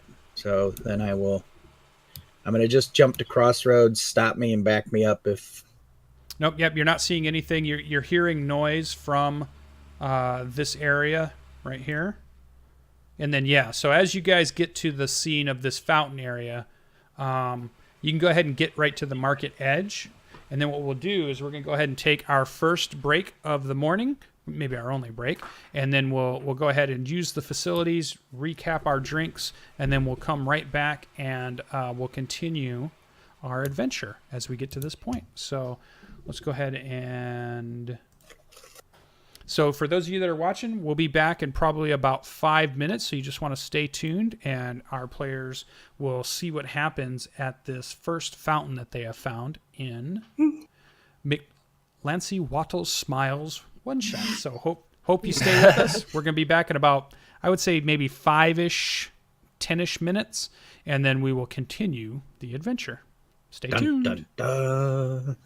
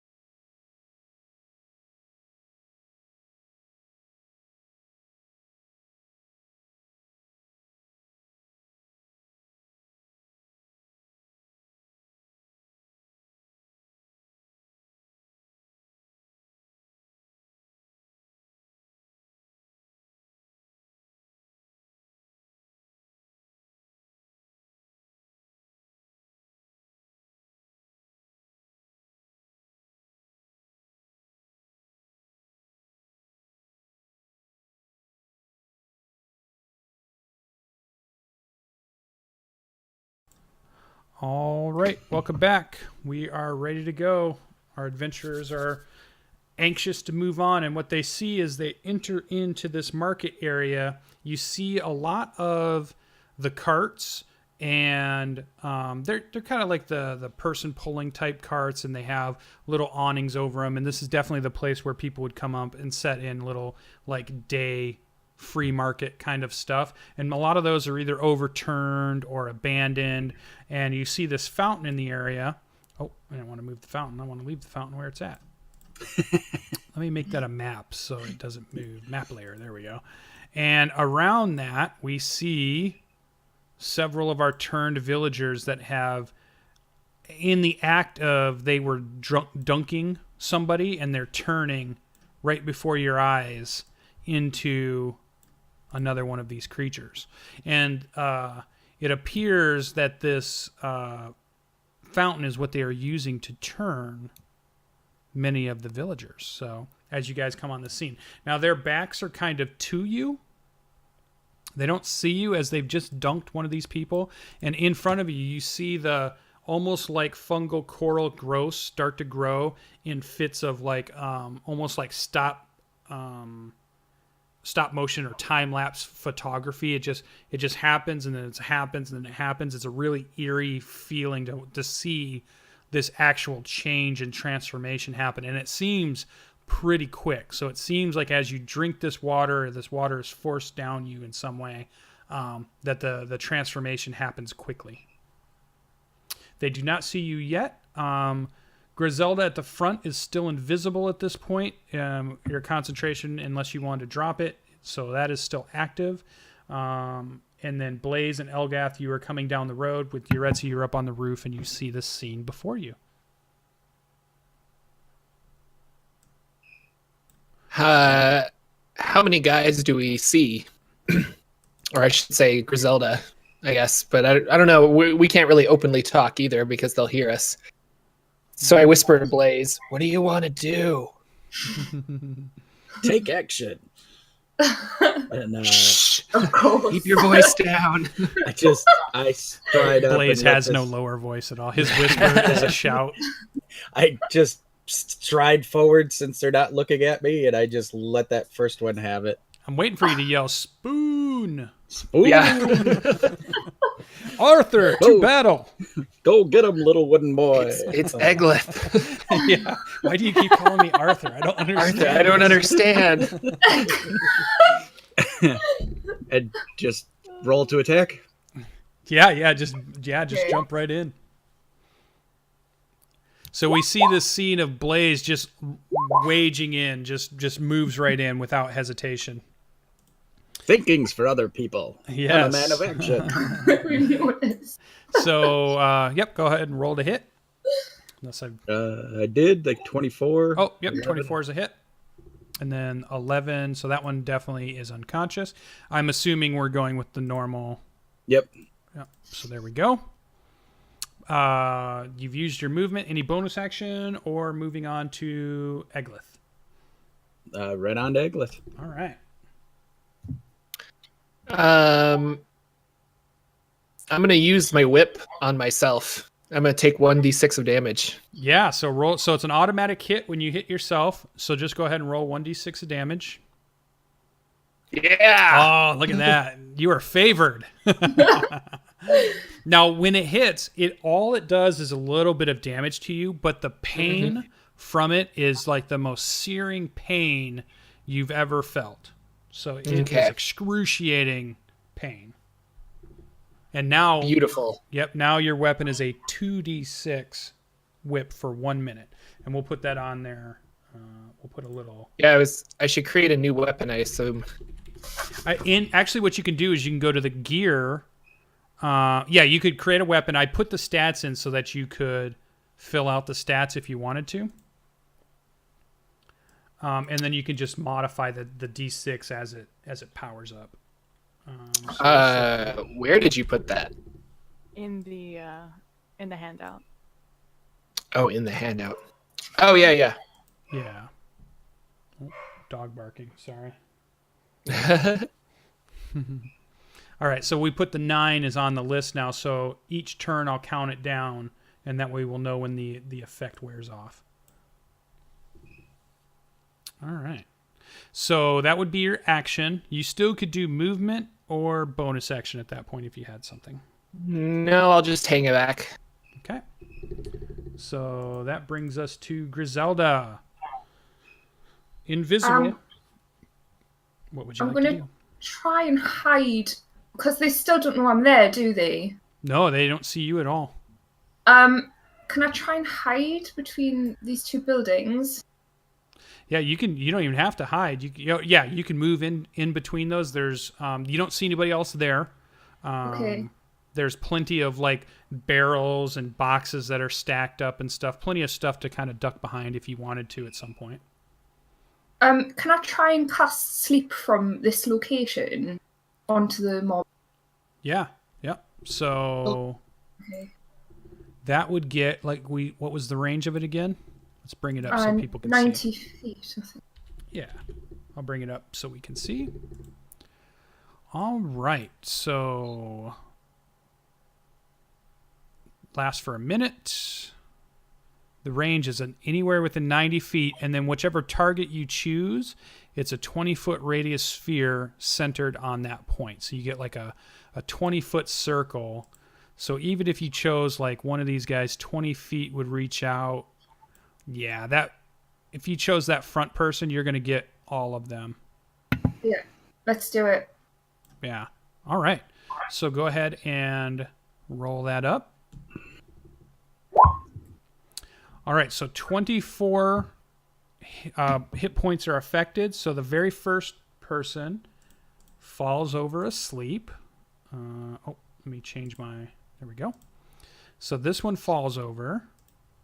You definitely get a second one, but that roll is only enough to get 2 of them. It's not enough to get the others. Okay. So 2 just kind of fall over, and you hear little snoring fungal sounds from these people now. All right. And that one wasn't a concentration spell, so if that's true, 1 minute duration. Reappear. Yeah, it might be if you cast a spell that you reappear. We'd have to look at the invisibility spell. I'm pretty sure you do. If she does an action, she reappears. Yeah. Yep, so we'll bring it up here. The spell ends for a target that attacks or casts a spell. There we go. Perfect. That's what that compendium is for. I love it. I'll have to remember everything. All right, that brings us to the remaining non-sleeping turned villagers who have now noticed Blaze and move to engage Blaze at this point. And one of them maybe notices, but only gets to about... Actually, we'll use a dash and does try to get towards Griselda, but it does not have... Has to use all of its action in movement. Can't take a swing at you this turn. But these two are able to use their movement, get close to Blaze, and then try to bludgeon him to death, which I have been sorely lacking this whole time of being able to do. So this has been a cakewalk thus far for our players. Let's see if we can make it a little tough for them. Let's get to the right action. So here we go. Deformed number 1. A 10. Nope. Scrapes off of the armor. A 20. There we go. That's a hit. 3 bludgeoning damage. First blood echoes throughout the town. First blood.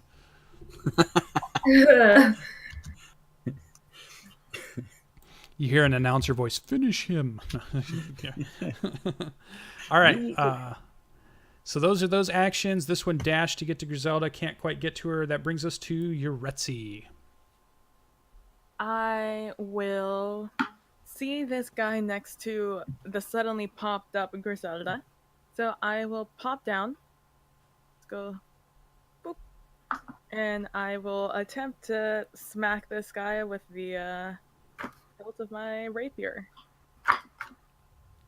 And I don't, and I No. scurry back up. Yeah, I nearly didn't. nearly And I break scurry the up. hilt. Almost, you think the rapier rattles a little bit, but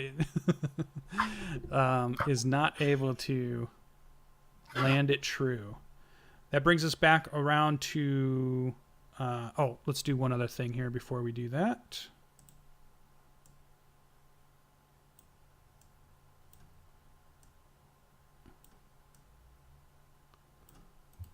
There's another creature that begins to move. Yeah, we'll definitely get in there. And comes charging in.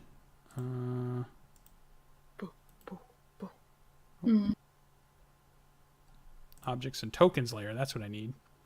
And it seems to be quite large. Oh god. And it looks like it even kind of pushes this thing out of the way, kind of smacks it away out of its way, and it's using like a big let's see,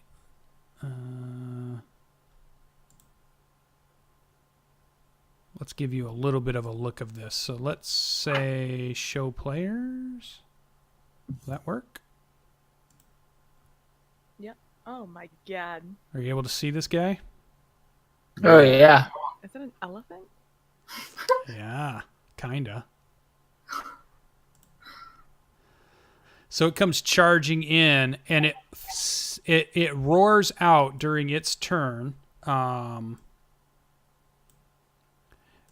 these changed villagers, and he's saying, "Get the ring! I must have that ring!"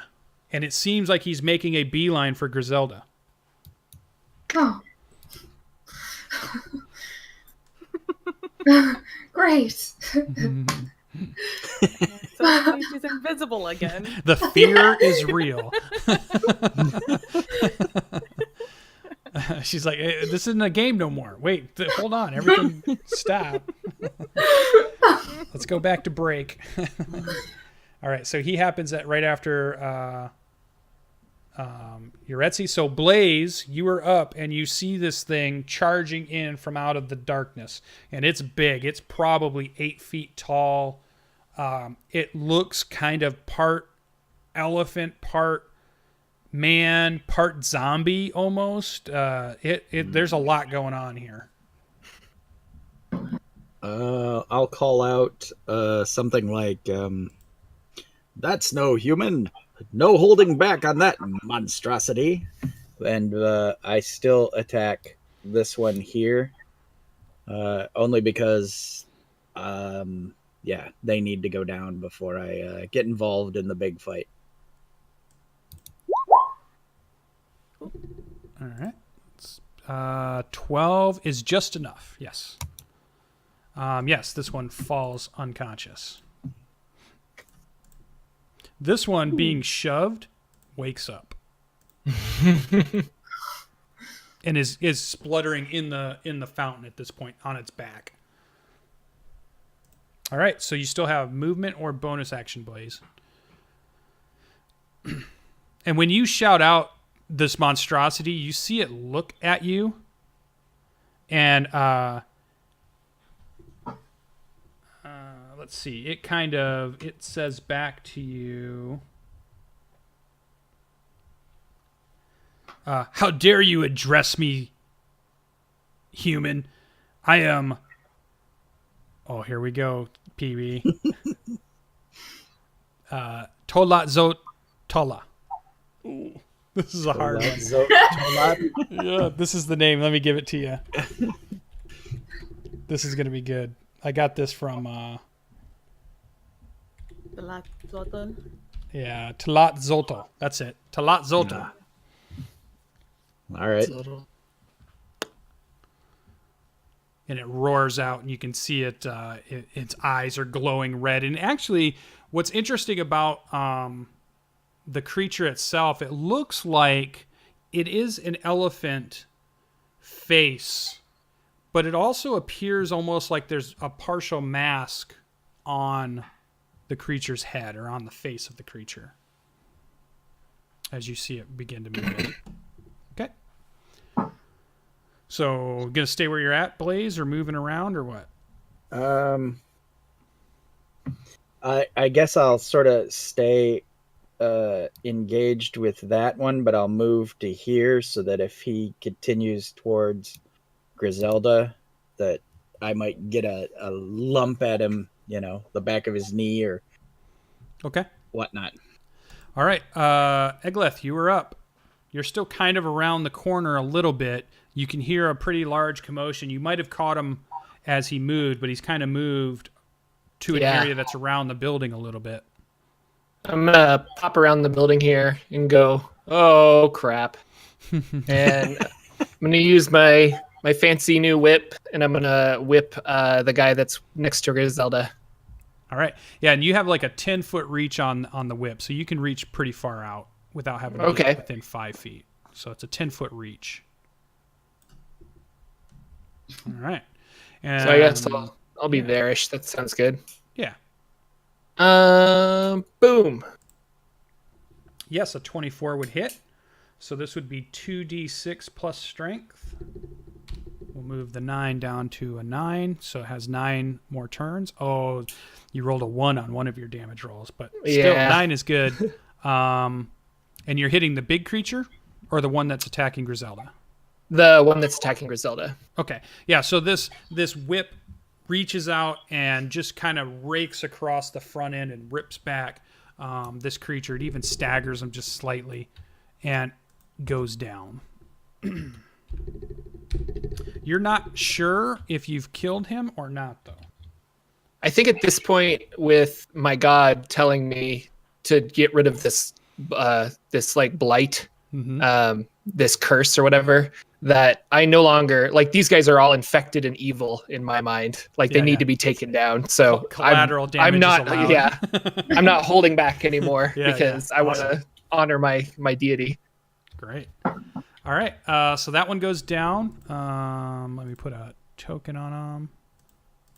There we go. Anything else from Egleth? Nope, I'll stay where I'm at right now.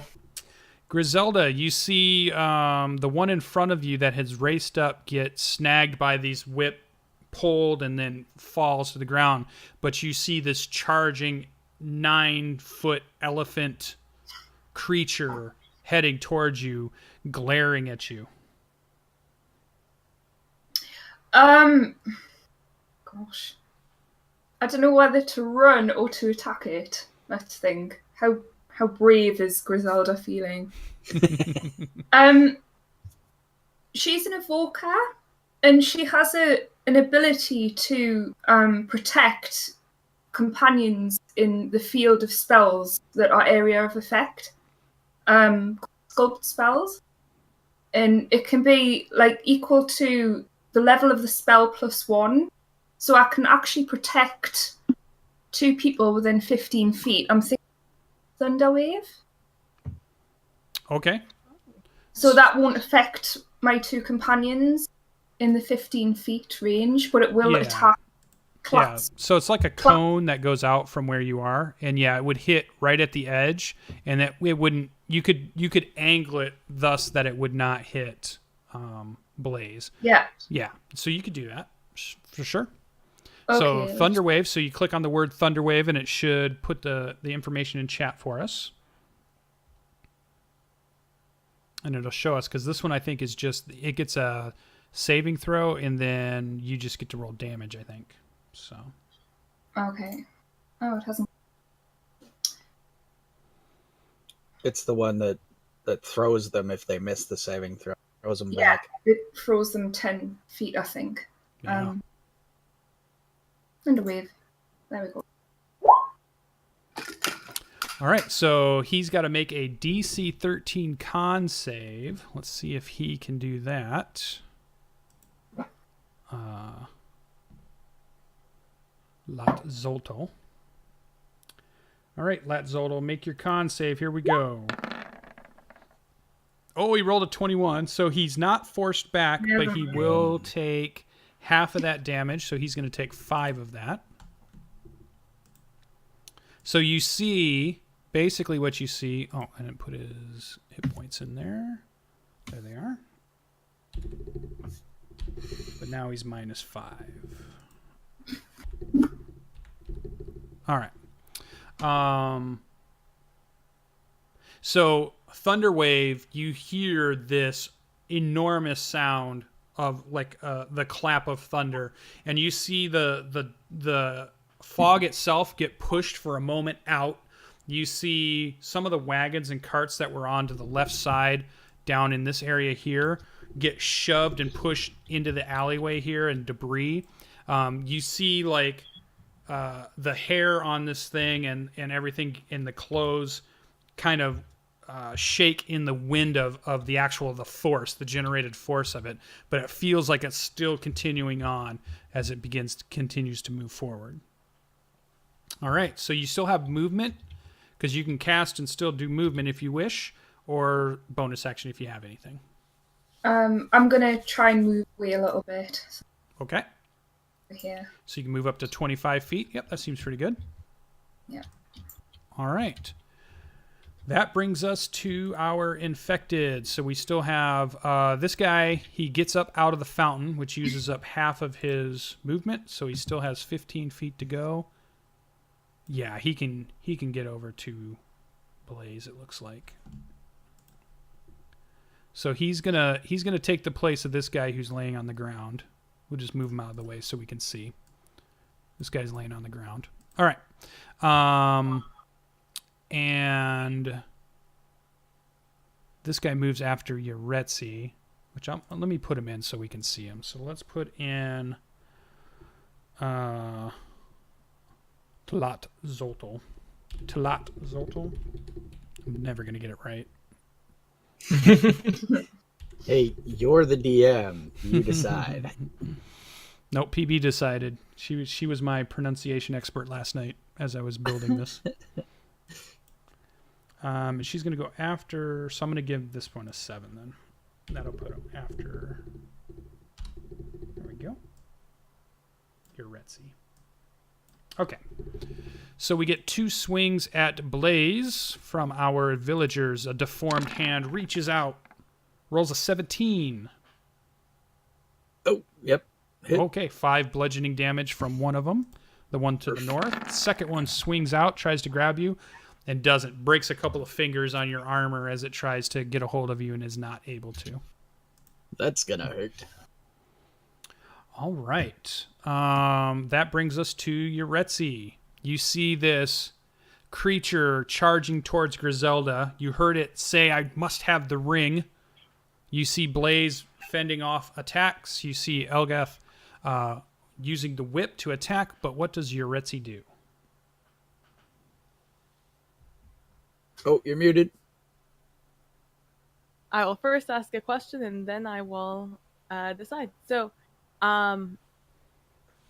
would an attack, because Blaze is right next to Tlatzoltl, do I get sneak attack on that, or does he have to be engaged with Blaze for that to be sneak attack? No, I think sneak attack is as long as there's something within 5 feet of your target. So let's take a look. So let's bring up sneak attack. We always like to use these sessions as learning experiences for everybody. So rogue sneak attack. You can exploit a foe's distraction. Once per turn, you deal an extra d6 to a creature you hit with an attack if you have advantage on that creature. You don't need advantage if another enemy of the target is within 5 feet of it. Oh. So yeah, as long as he's within 5 feet, you get it. Sweet. So I will shoot him with my short bow. I'm well away from him. All right. All right. Or at least attempt to, is what I should actually say. So a 14 is enough to sink into the tough hide of Tlatzoltl. Ooh, 16 damage. Nice. It's a lot. Yeah, you see an arrow thunk into it with a meaty kind of thump. It's kind of like the kind of hit, meaty smack, but he does not go down. I would not expect him to. After that thunder wave did not move him an inch. I used the rest of my movement to let's see, how Well, that's about 30 feet. I will head over to this roof over here, Okay. and I will use my bonus action Oh, here to we go. hide. All right, so roll a stealth roll. I were stealth, I'd be right there.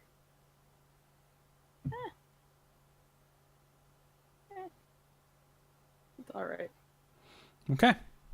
Nice to know. You feel like you're hidden. You don't know, but you feel like it. All right. Tlazoltl is up. He decides to take a swipe. He's going to try to gore Blaze as he runs by, but then he's going to continue moving and pushes himself into this alleyway after Griselda. So he'll move 30 feet. And as he does that, he's going to attack Blaze with a gore. Or attempt to attack Blaze with a gore. Oh, no. This could be bad. So this is going to be... Oh, yeah, 22 points of piercing damage from the tusks of the elephant. All right, I am going to, as a battle master, as I see it coming, the big gores are going to poke right through my armor. I try to parry as best I can. So that's a D8 off of that damage. Okay. Is Roll it high. a D8 plus your anything else? No, it's not worth any. Plus my dex modifier. Okay, so 5 points off of that. Oh, shoo. All right, so you take 17 All right. piercing damage. You do get a reaction attack because he leaves your radius, which gives you a free reaction attack if you would like it, unless the parry took your reaction. I did. I had to use my reaction for okay. my parry. Okay. So I don't get to. All right, so that's a crushing blow into Blaze. He just now realizes that this is a real fight. None of his other battles has he been hit thus hard. Yep. What's your hit points at, Blaze? I actually don't trust my dyslexic brain, so I'm using a calculator. Are you in the single digits? And it ended up being, what, 17? 17. Yeah. Yeah, I'm in the single digits. Okay. Ouch. All right, that is its turn. Blaze, you are up, bleeding from some puncture marks from these goring tusks. And you see the back of this creature, and it does carry a big axe also. And it seems to be charging after Griselda. So I'm going to...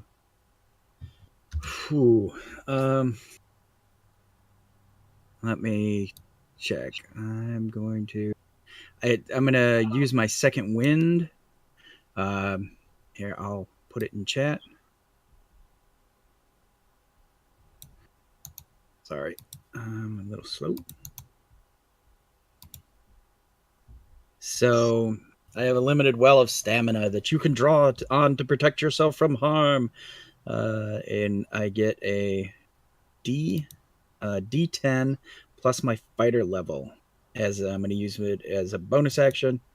Okay. And once I use it, I can't use it until a shorter rest. Okay. So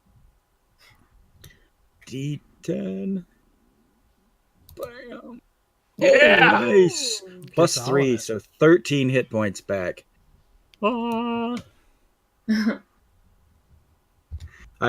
Blaze is like you said, he'd never been hit that hard, and it makes him so mad.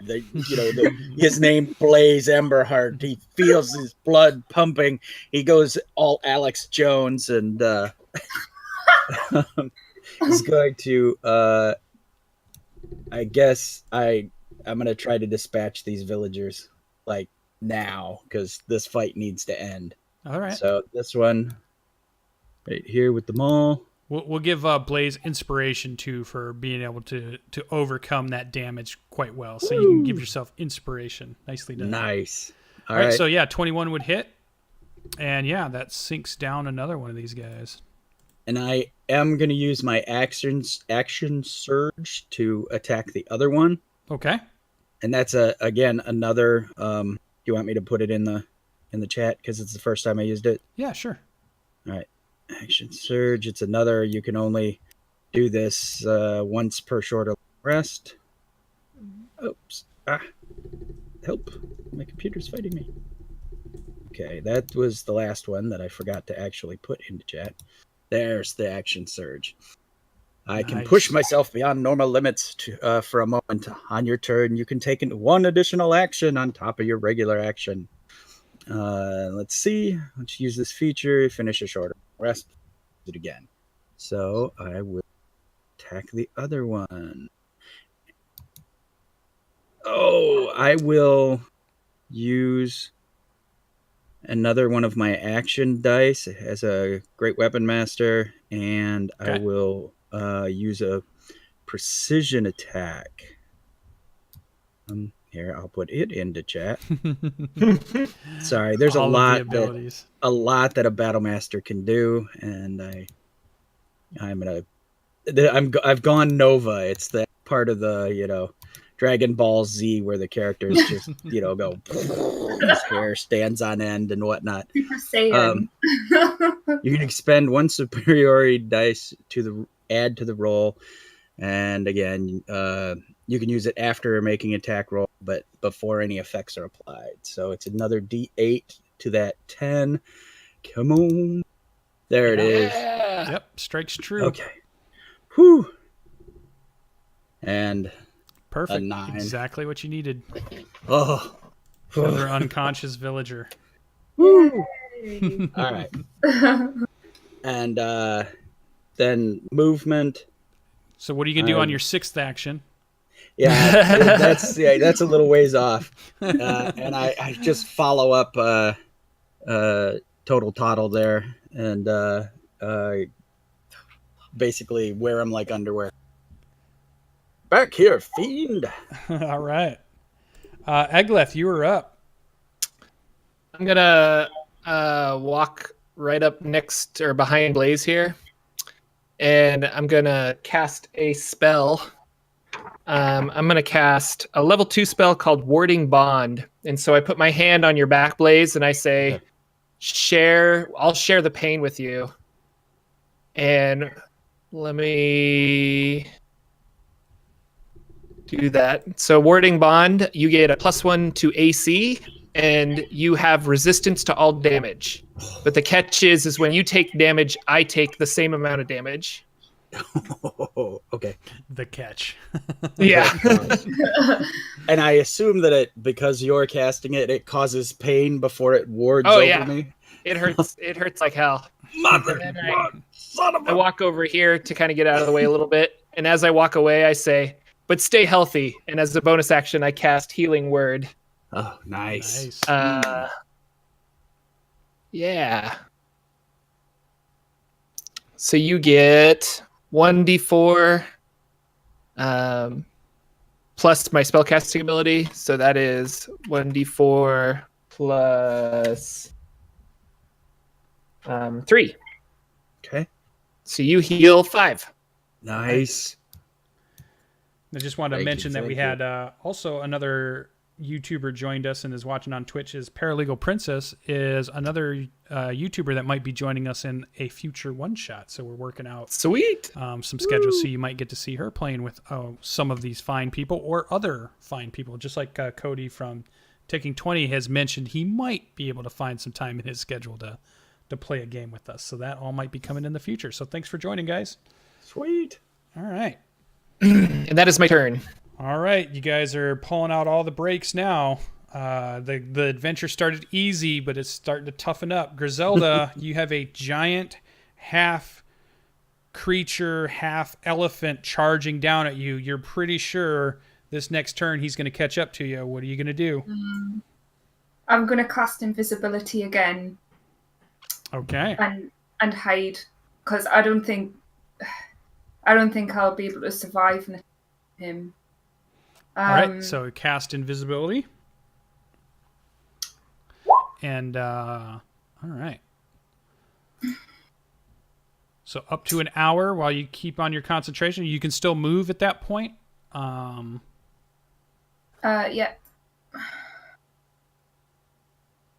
Yeah, I'm gonna go around the corner. Okay. So we just see you kind of fade out like you did before, and we see the swirling mist of the fog kind of react to your movements, and we hear the pitter-patter of your feet on the cobblestones and such, but no longer can we see you. All right, that moves to their turn.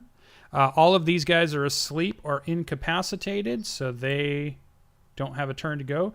You're Retzi. You are up. You see Griselda disappear. And you've lost sight of Blaze because of the building, but you do see Egleth, and you do see the creature charging down the alleyway. Okay, do I have a good shot on him? Yeah, you would. Yep. All right, so shoot him. With Okay. my short. Or at least I try to. Nope, and I miss. Yeah, you Probably, see the right? arrow shatter off the tough hide of this creature. Do you have advantage because you were hidden? Is that how that works?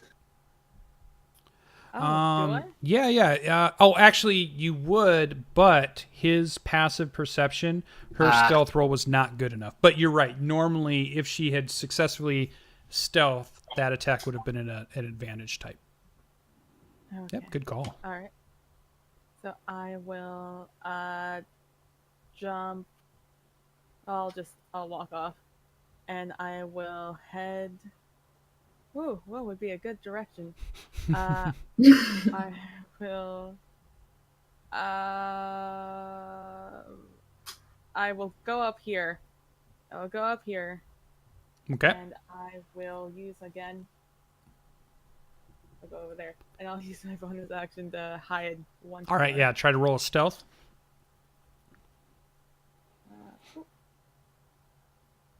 Okay, you definitely feel hidden. You think you're hidden this time, but you're in your head. You're thinking, I thought I was hidden last time, and you're pretty sure he was looking right at me. So, all right, that brings us to Tlatelolco, and he sees he finishes his move. The ring bearer is gone. A half elf or a halfling carrying a ring. Come on, guys. And he kind of he looks around and he can't find him, so he turns back and attacks out of fury. Goes back after Blaze one more time, and while yelling to him, "You're still standing? How dare you! Let me take care of that for you." And he swings this big axe that he has in his hand to try to hit you. 25. Holy cow! So that This hits is not a crit. it's not a crit. 11 slashing damage sinks into you, but you have resistance for slashing, which means you take half of that. So I always round up, so to be a 6, and I do it on them too. So for you guys, if I always round up for them, I have you guys round up. So there'd be 6 slashing damage to Blaze. And I take 6 as well, yeah. Yeah, through a psychic connection, through a magical connection, we see Elgeth also, like maybe a little wound scrape across the skin of him to signify he takes 6 damage. All For right. the glory of pain! That is Blaze, an amazing you were up. cool spell. For particularly for the pain priest. That's just Oh yeah, that's why I utterly took it. cool. Oh man. All right. I tried to choose thematic spells, so. So I saw Griselda vanish down the alleyway. Correct. As she turned the corner. She just was saying her spell or whatever, and suddenly she vanished. And yeah, so I can't see her, so I don't know how far away or where she is. I guess as my bonus action, You probably don't see Uretzi either. You do see Elgeth, but you don't probably see Uretzi or Griselda. I'll turn to Elgleth and I'll be like, we are now battle brothers, bathed in glory, and I use one of my remaining 2 superiority dice to give you temporary hit points Oh, cool. equal to D8 plus my charisma modifier. So 10 altogether. Cool. Those are Nicely done. temporary hit points, by the way. Temporary hit point. Because I have a feeling I'm going to take a beating. And then as my regular action, I am going to switch up to the great sword. Basically let them all fall, and then jerk out the great sword as my my interaction, and let him have it. Yes, the great sword strikes true. Okay, and I haven't integrated this yet, but I have the Great Weapons Master. So Okay. if I roll a 1 or 2 on my damage, I have to roll that dice again. Yeah. So Complicated mechanic. And Love it. I know, and I did roll a 1, Yep. D6. So it's a 3 instead. So add 2 more to it. So it's a 10 points of damage. All right. Whittling him down. He still seems quite vigorous, though. Feels like you're going to need some more damage on this guy if he's going to go down. Okay. Eglith, you are up. Okay, I'm gonna get within 10 feet of him Okay. and hit him with my whip. Yeah. Kick butt 2d6 whip now.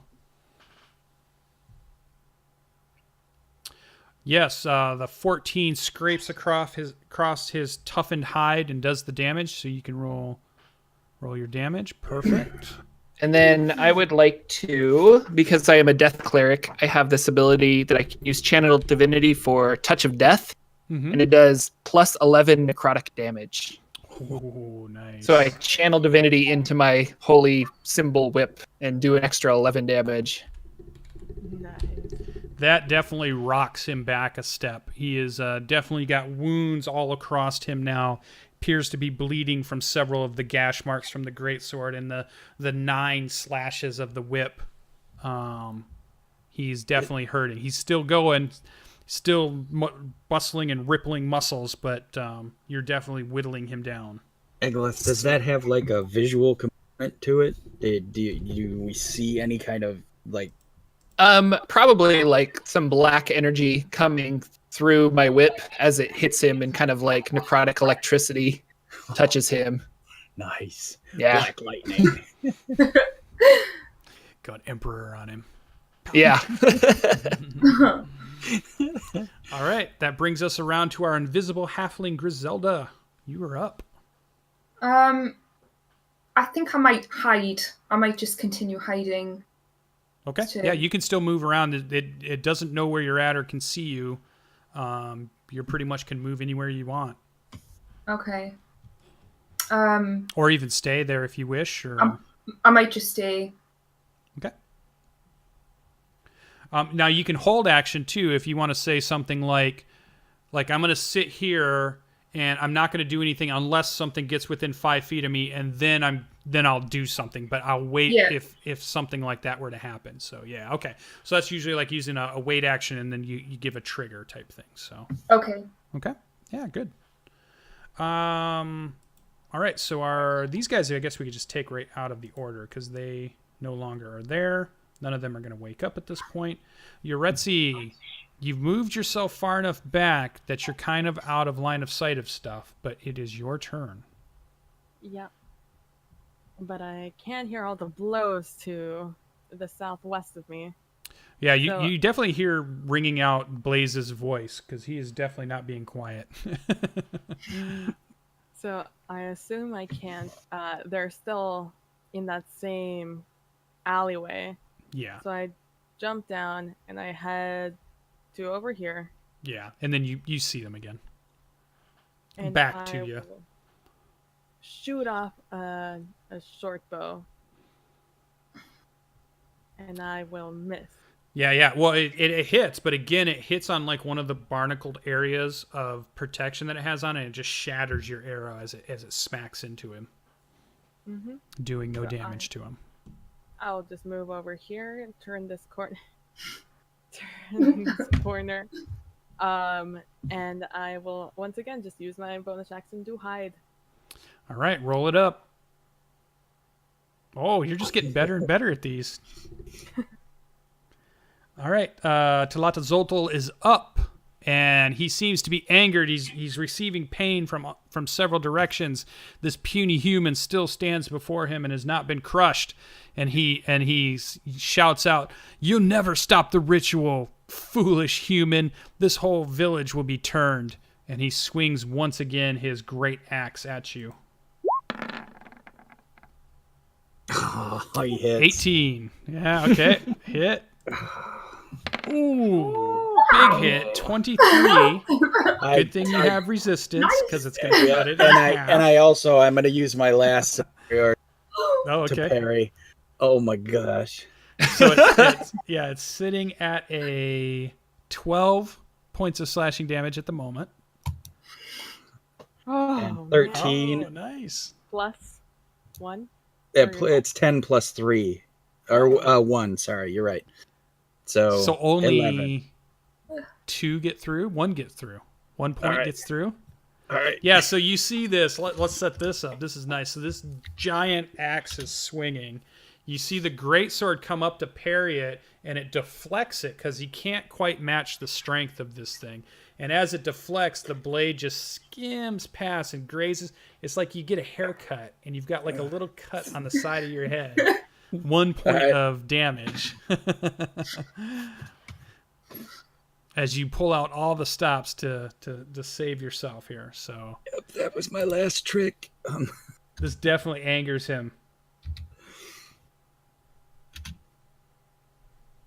Whew. That's my last trick. That was. All right. Was my And then last at this superiority point, dice. you notice this creature begins to start frothing at the mouth. It looks like he's going into maybe a frenzy of some sort. Okay. He's going into the last quarter health bar boss mode. But Blaze is up. All right. I stab at thee. Great sword time. Oh. No. Inspiration. 13. You crash off his armor. Ding. Did you use your inspiration? I called it after I rolled. No. Oh, you could use can't. inspiration before. All right, then I will I'm do fine that. with that. Yeah. Oh, goodness. Thank you. All right. Great sword. Don't fail me now. No. Oh, wait. Nice hit. Yeah. Nice hit. Whew. He is staggered by that shot. It looks like only a few more wounds will finally fell this beast, but he is not quite finished yet. Bonus actions, any other, spent all your stuff now? I did it. Anything but running. And I refuse to give ground to such a monstrosity. All right, Eglath, you are up. I'm going to walk up and I'm going to do a touch spell attack of... Sorry, I keep looking over because I've got my spells written out. Yeah. I'm going to inflict wounds. Oh, okay. So a touch attack, I still think you have to roll to hit. Like you're going to roll Yep. to smack him. No armor, just dexterity. So it's a melee spell attack, and my spell modifier is +5. So I'll do 1d20 +5. Yeah. And here's hoping. Yeah! Yeah, you're able to slap him across the haunch. So it does 3d10. Ooh. Yeah, necrotic damage.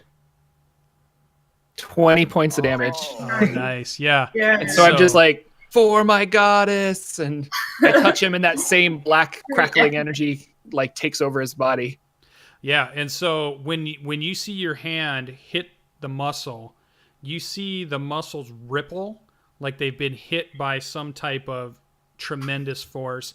You see like the veins have turned black in throughout his skin as it ripples through, and he's beginning to fall over, and he says, "How can this happen?" And what you see is he topples over, and a mask that he was wearing pops off, rattles onto the ground, and you notice the creature below it turns back into a man. Do we recognize him? A dead man, but a man nonetheless.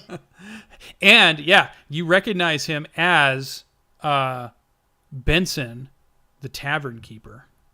Oh, wow. Oh. So that's really now the impressive. mask is radiating almost like hatred and anger. You can feel emotion coming from this mask that is kind of just wobbling on the ground as it slowly settles. And it seems to be like a mask that's made of like a jade, of some type of jade type stone or something. Is it a mask of a human face, or is it a mask of an elephant face, or? It is. I'm glad you asked. Because I thought I had a picture. Oh, let me go to the right area. I found what I wanted here. I should have made a.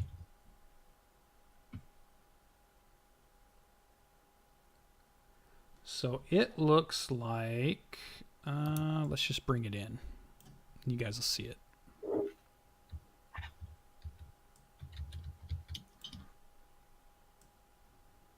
But it's made of like a jade. Okay. Cool. And now it's laying face down on the ground. I'm going to suggest that nobody touch it. Yeah. Good call.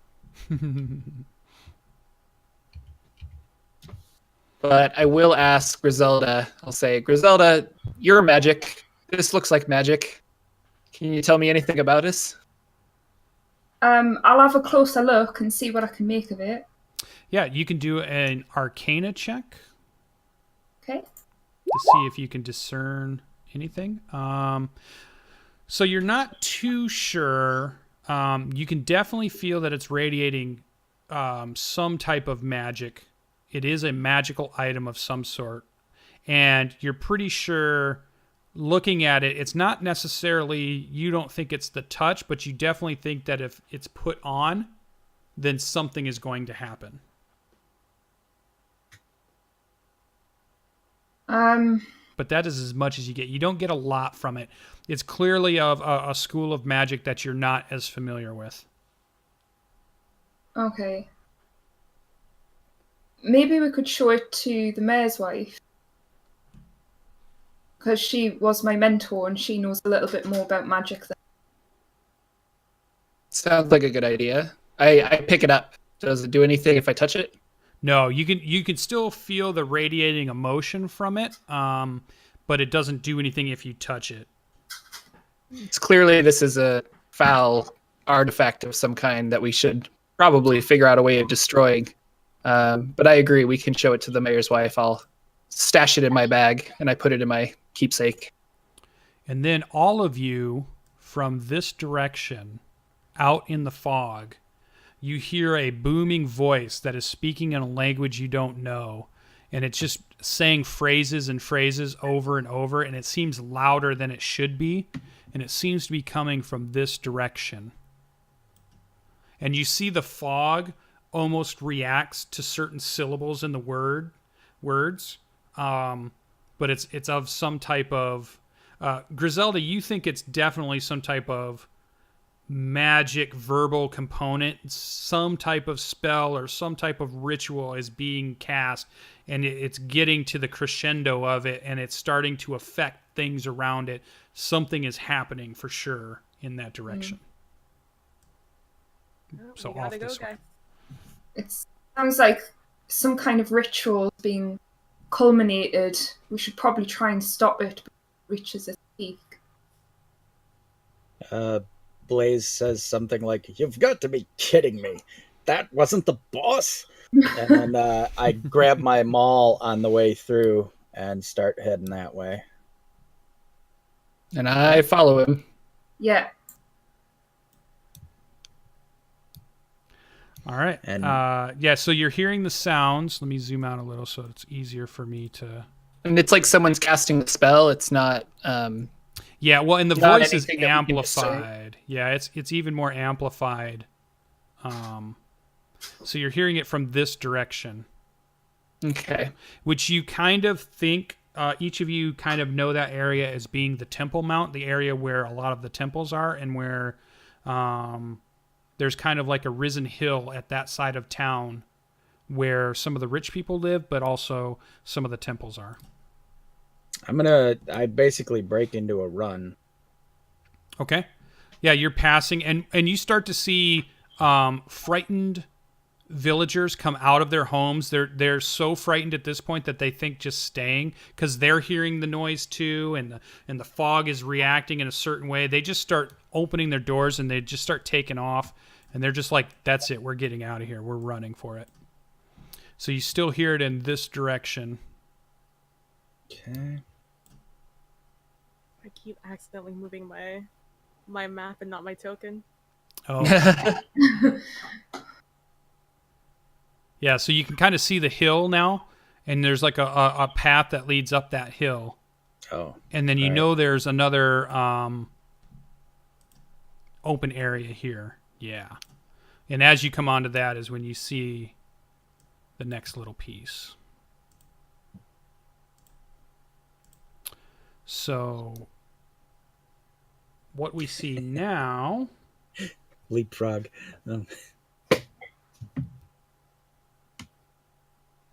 Yeah, we're still going to use that. Okay, so we see a similar creature, but this one's different looking. Let me bring this one in for you.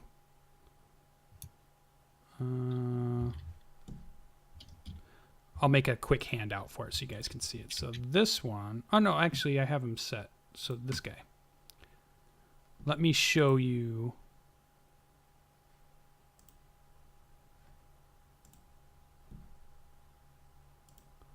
How about that? You guys see? Oh. Yeah, and so what you see is like one big arm ends in like a big crab's claw. And then the other arm, even though in this picture it doesn't quite show it, it's actually not a smaller hand, but it's like a little spike that protrudes out. Good luck, have fun, Blaze. You still have my warding bond, so you still have resistance. Whew, thank goodness.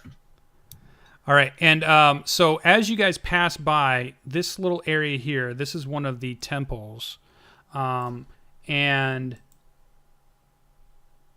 from inside of it, one of the acolytes is still there, and he's coming out of this this church here. What you're seeing here is this creature is doing a ritual. You see swirling magics happening around him. You see this chest in front of him. He also appears, even though he's disfigured in some way, this mask seems to be on his face. And it's almost like creating a vortex in the swirling fog as it lightens and it pulses almost like a strobe light at times, and you're starting to hear whispers and eerie noises from all around you, but he doesn't seem to notice that you guys have come up the hill yet. Out of this church of Lathander pops out an acolyte who has like a crate in his hand, and he looks at that thing and he looks like he's going to run, and then he sees Blaze and you, and he kind of sees you, and then he's like, "We must leave. It's this foul creature. It's going to destroy everything. We must run."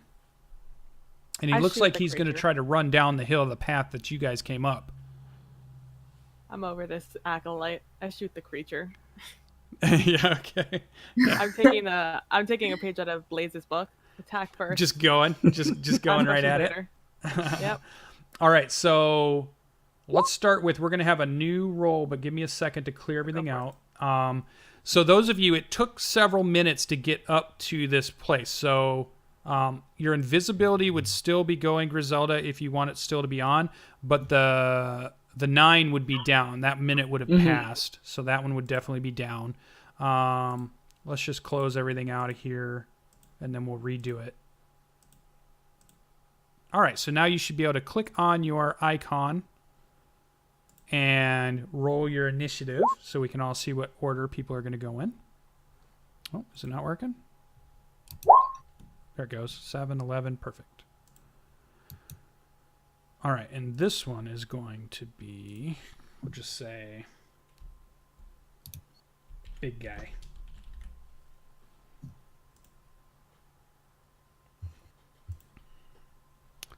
And his character sheet. Yes.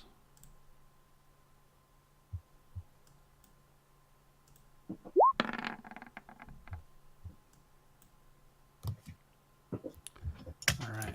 Oh, we can get rid of that. So he's just a 5. Oh man, I'm just rolling horrible on these rooms. Okay, so let's rearrange. Get that out of the way. Get this out of the way. There we go. Perfect. Descending. Blaze is rolling pretty good again. All right, so Blaze, as this acolyte runs by you, he reaches into this little crate and he pulls out a vial, a bottle, and he says, "I hope this helps." But he clearly is going to keep running as he hands you this flask, and is heading down the hill.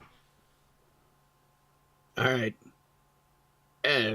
Couldn't hurt, I guess. And it is your turn. This Guy has not reacted to you. The giant creature in the center. It appears to be, the words are coming from his mouth. The chest is in front of him. This spell or ritual of whatever is taking shape and form. All right. I am gonna as my action, will down the potion. And it is a healing potion. Okay. So give me a second. It is. Oh, I spelled it wrong.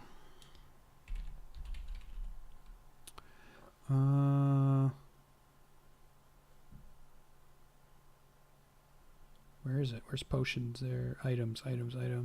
Yep.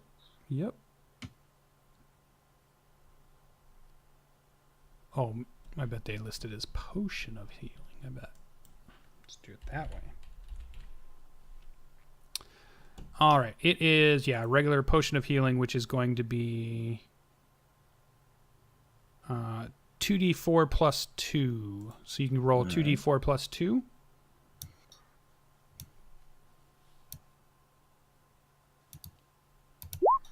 Six. Okay. And then I'm gonna move forward, like I'm gonna try to stay like 15 feet away from it because I can't get in there and attack this round. Because my interaction was to take the potion, my action was to drink the potion, but I'll say something like, "Once more, good friends, into the fight." All right. Our invisible halfling Griselda. Did you say the creature has a mask? Yes, it appears to have some type of mask on. And how does the ring work? Do you have to touch the creature? Yes, the ring would be, you would have to touch the creature, and then it uses its ability to do one of the effects from that. Because if the other bad guy was really a man, I wonder if this is some kind of curse that the ring could heal. But it's quite risky for me to get close to it, because then it could just kill me.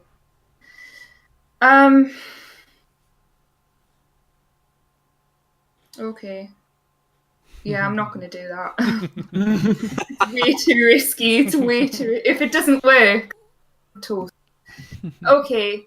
Can I try casting Thunderwave on it? Yeah. Yep. So we see the shimmering of the invisibility drop, and we see you begin to cast Thunder Wave on this creature. Yeah.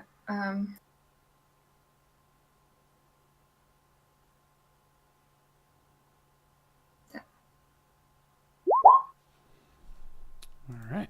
So he gets a Constitution save.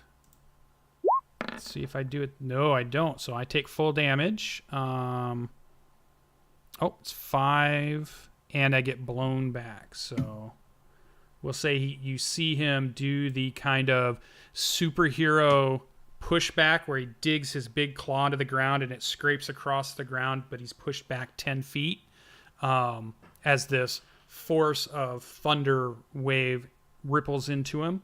He takes that 5 damage. There we go. And you've noticed that it's interfering with the ritual. And now the vortex above seems to intensify and crackle, but it also seems to be like it's deforming, like something's gone wrong. And you definitely feel like you've interrupted whatever this thing was trying to do. And his head turns towards you as it pulls the claw out of the ground once again, and it roars in your direction. And it says, "How dare you oppose Virnos?" And it looks like it's going to charge forward. Did it knock him away from the chest? Or did Yes. Okay. Yeah. Well, actually, the chest would go blowing off too. It's actually it tumbles in the same kind of direction. Okay. All right, that would bring us to. So you still could move if you want, Griselda, or you can stay right where you're at. I'll move back a little bit. Okay. All right, that brings us to Eglith. You are up. I'll move here so I can see him. Mm-hmm. And I'll send out a chill touch. Yeah, the spectral hand reaches and grabs onto him for another 5 necrotic damage. Nicely done. He definitely seems pretty tough. I used a lot of my spells on the last guy, guys, so good luck. All right, your Retzi, give me a perception check. Perception check. That's persuasion. Don't mind that roll. Please don't kill us. 18. Nice. All right. So you see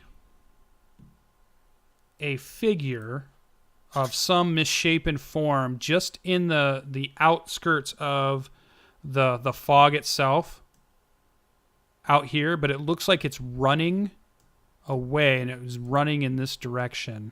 You're not quite sure what it was, but it was some misshapen, some deformed something heading that way. And next to you, you realize when you look to your left, you see crouched on the roof next to you is Joe. Or I'm sorry, is Kala. That's the right name. Kala, who is some of you would know as a half-elf that lives here in town. And she is crouched and hiding up on the temple top. And as she notices that you look at her, and she says, "Seems like you still need to work on people sneaking up on you." But it's not the time for lessons. Always with the what's happening? What are you doing here? Why are you here? You shouldn't be here. And she says, "Oh, I'm leaving, and I'm telling you that you should leave. This adventuring stuff is foolhardy. I can't believe that you would do this. You should be working for me. I'm leaving." So, and you see her start to scrabble down the back, and she says, "But if you're," and she says it with like a weird kind of, "Well, if you're gonna be an adventurer," she sticks a dagger in the roof tiles of the church, and then you see her skitter down the back of the church and disappear into the fog. Stacy. Oh, okay, sure.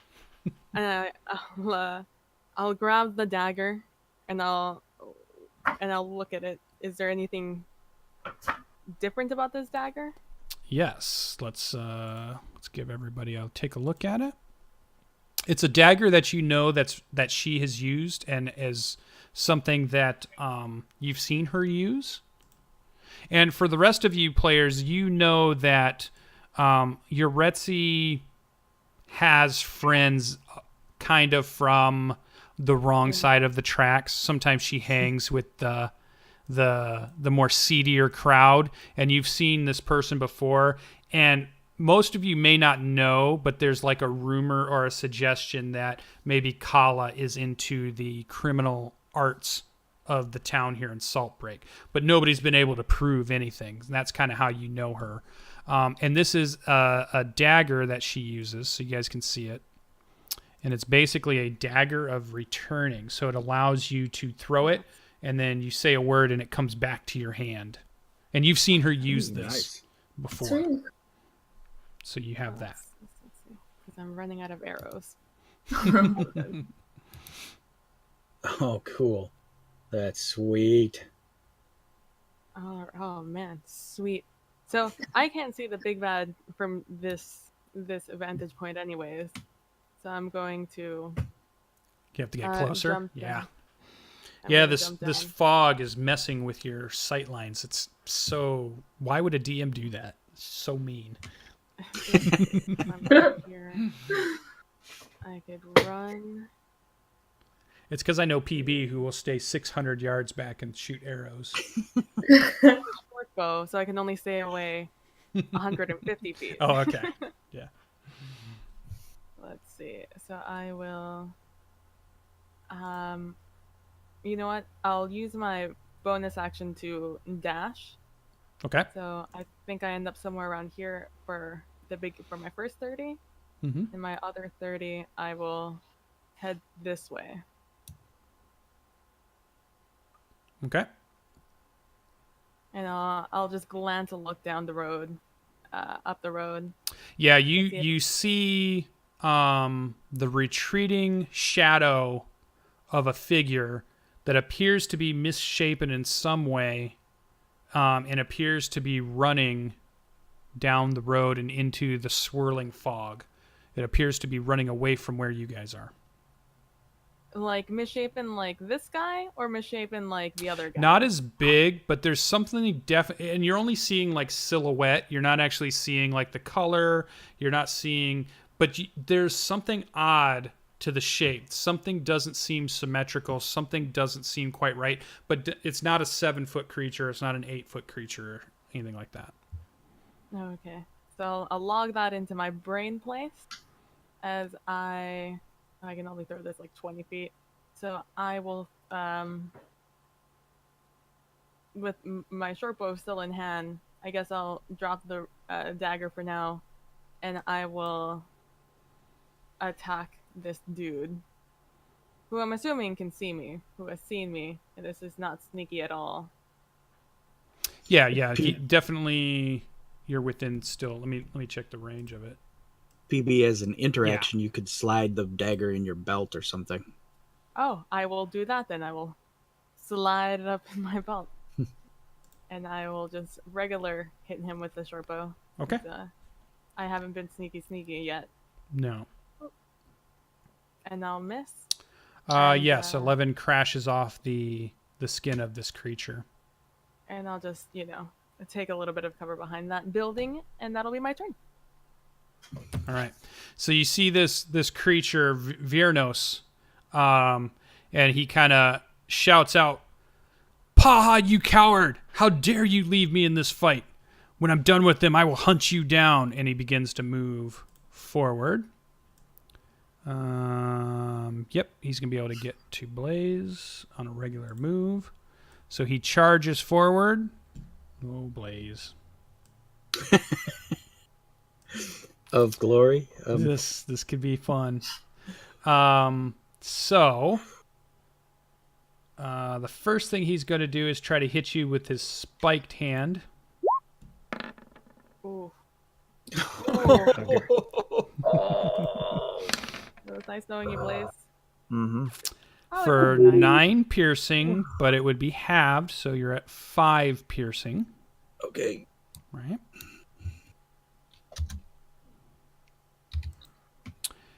He's going to use a little bit more of his movement to shift towards Egleth. And then he's going to also try to hit Egleth with a spike also. But he only rolls an 11. Is that, you got a Miss. 17? So a miss. Yeah, 17 So you armor. see a spike scrapes across your armor as he tries to also put an attack on you. So he's kind of like standing right in between the two of you there. All right. That is his turn. Blaze, you were up. All right. I know you guys can't see it because it's off camera, but this whole time since this began, I've been playing with my lucky chicken bone. It's a bronze chicken bone. I've been wrapping it, unwrapping it, because this is one of those Lucian specials. Okay. But I gotta get back into Blaze because I'm not me, I'm Blaze. And he'll be like, one big demon down, or one more. Wait, how many are there of you? And then he swings his great sword. Thinking is not 15. my So you see the great sword crash against him. Sparks come off of this toughened hide, but you don't think you made it through. Okay. Okay. He's speechless, which is saying a lot. Yeah. All right, Griselda, you were up. I'm going to cast Fireball on it. Okay. Ooh, Fire away. no pun intended. Yeah, 19 strikes true, burning its way into the skin of this thing. You can click on the word firebolt in chat and it'll do the damage for you. 10 fire blazes up. Nicely done. All right, we're going to need some more of that if you guys are going to make it. All right. You still have movement or bonus action if you have anything. No. Okay. So standing firm. And what's your firebolt look like? Because this might be the first one we've seen in a while. What's the firebolt actually look like? What shape does it take? Colors? What are we seeing? So she kind of brings her hands together and makes kind of like a little motion like she's holding putty. And then there's a kind of bolt and she just shoots it out from her hands and it fizzes out like a sparkler or a firework and it All right. hits him. Awesome. Nicely done. Egleth, you were up. I thought you were casting Fireball, and I panicked. I'm like, we're right next to him. Well, when she said that, I was like, I wasn't sure either. And I'm like, well, let's see what happens. Country. Well, she is an evoker, so she could technically do that and not hurt us at all. Yes, yeah.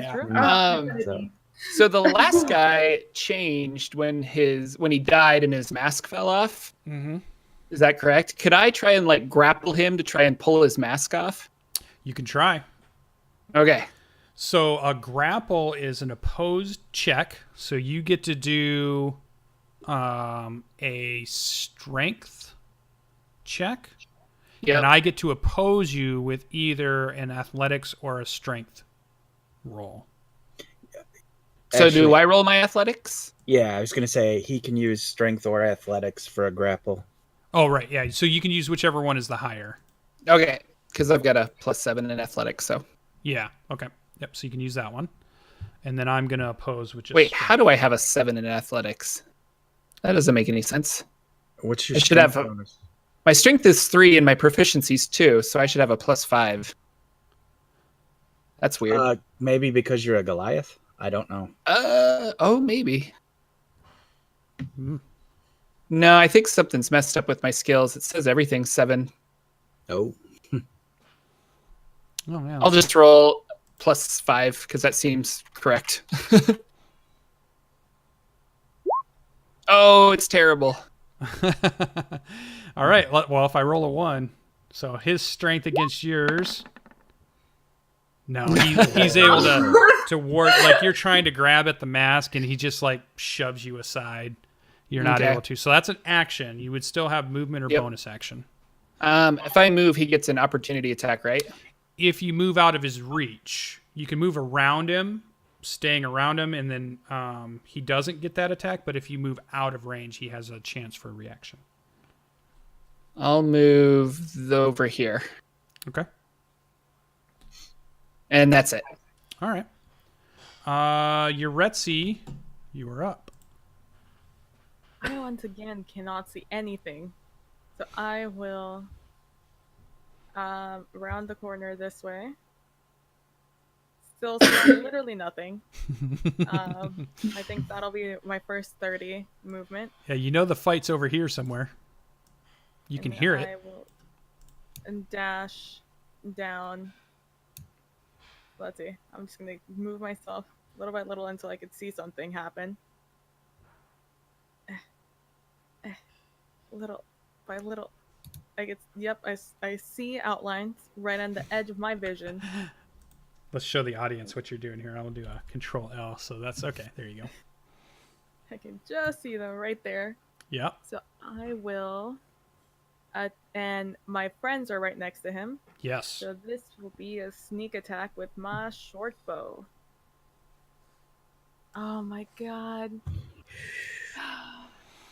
Arrow shatters off the back plate of some coral that's on the back of this guy.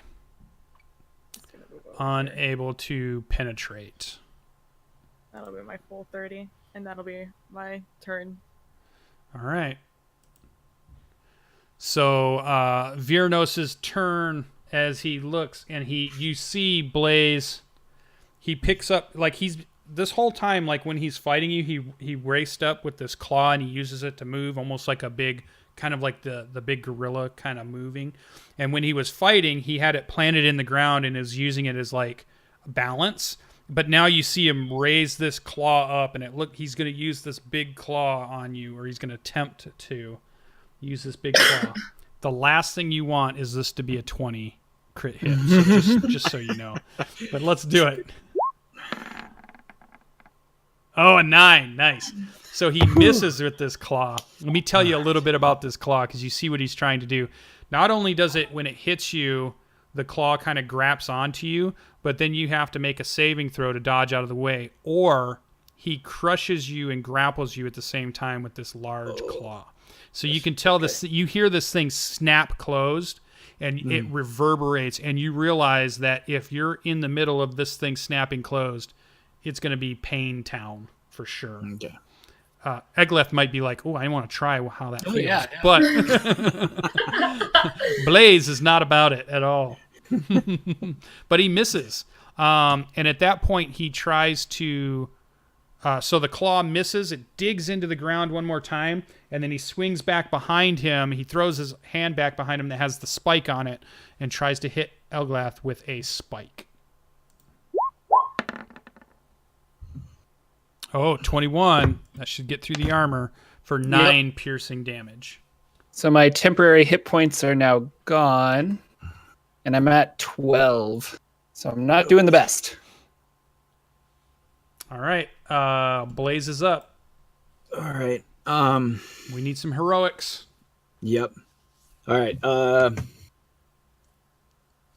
They realized that, it sparked off his crustaceous hide. So Blaze looks for a soft spot.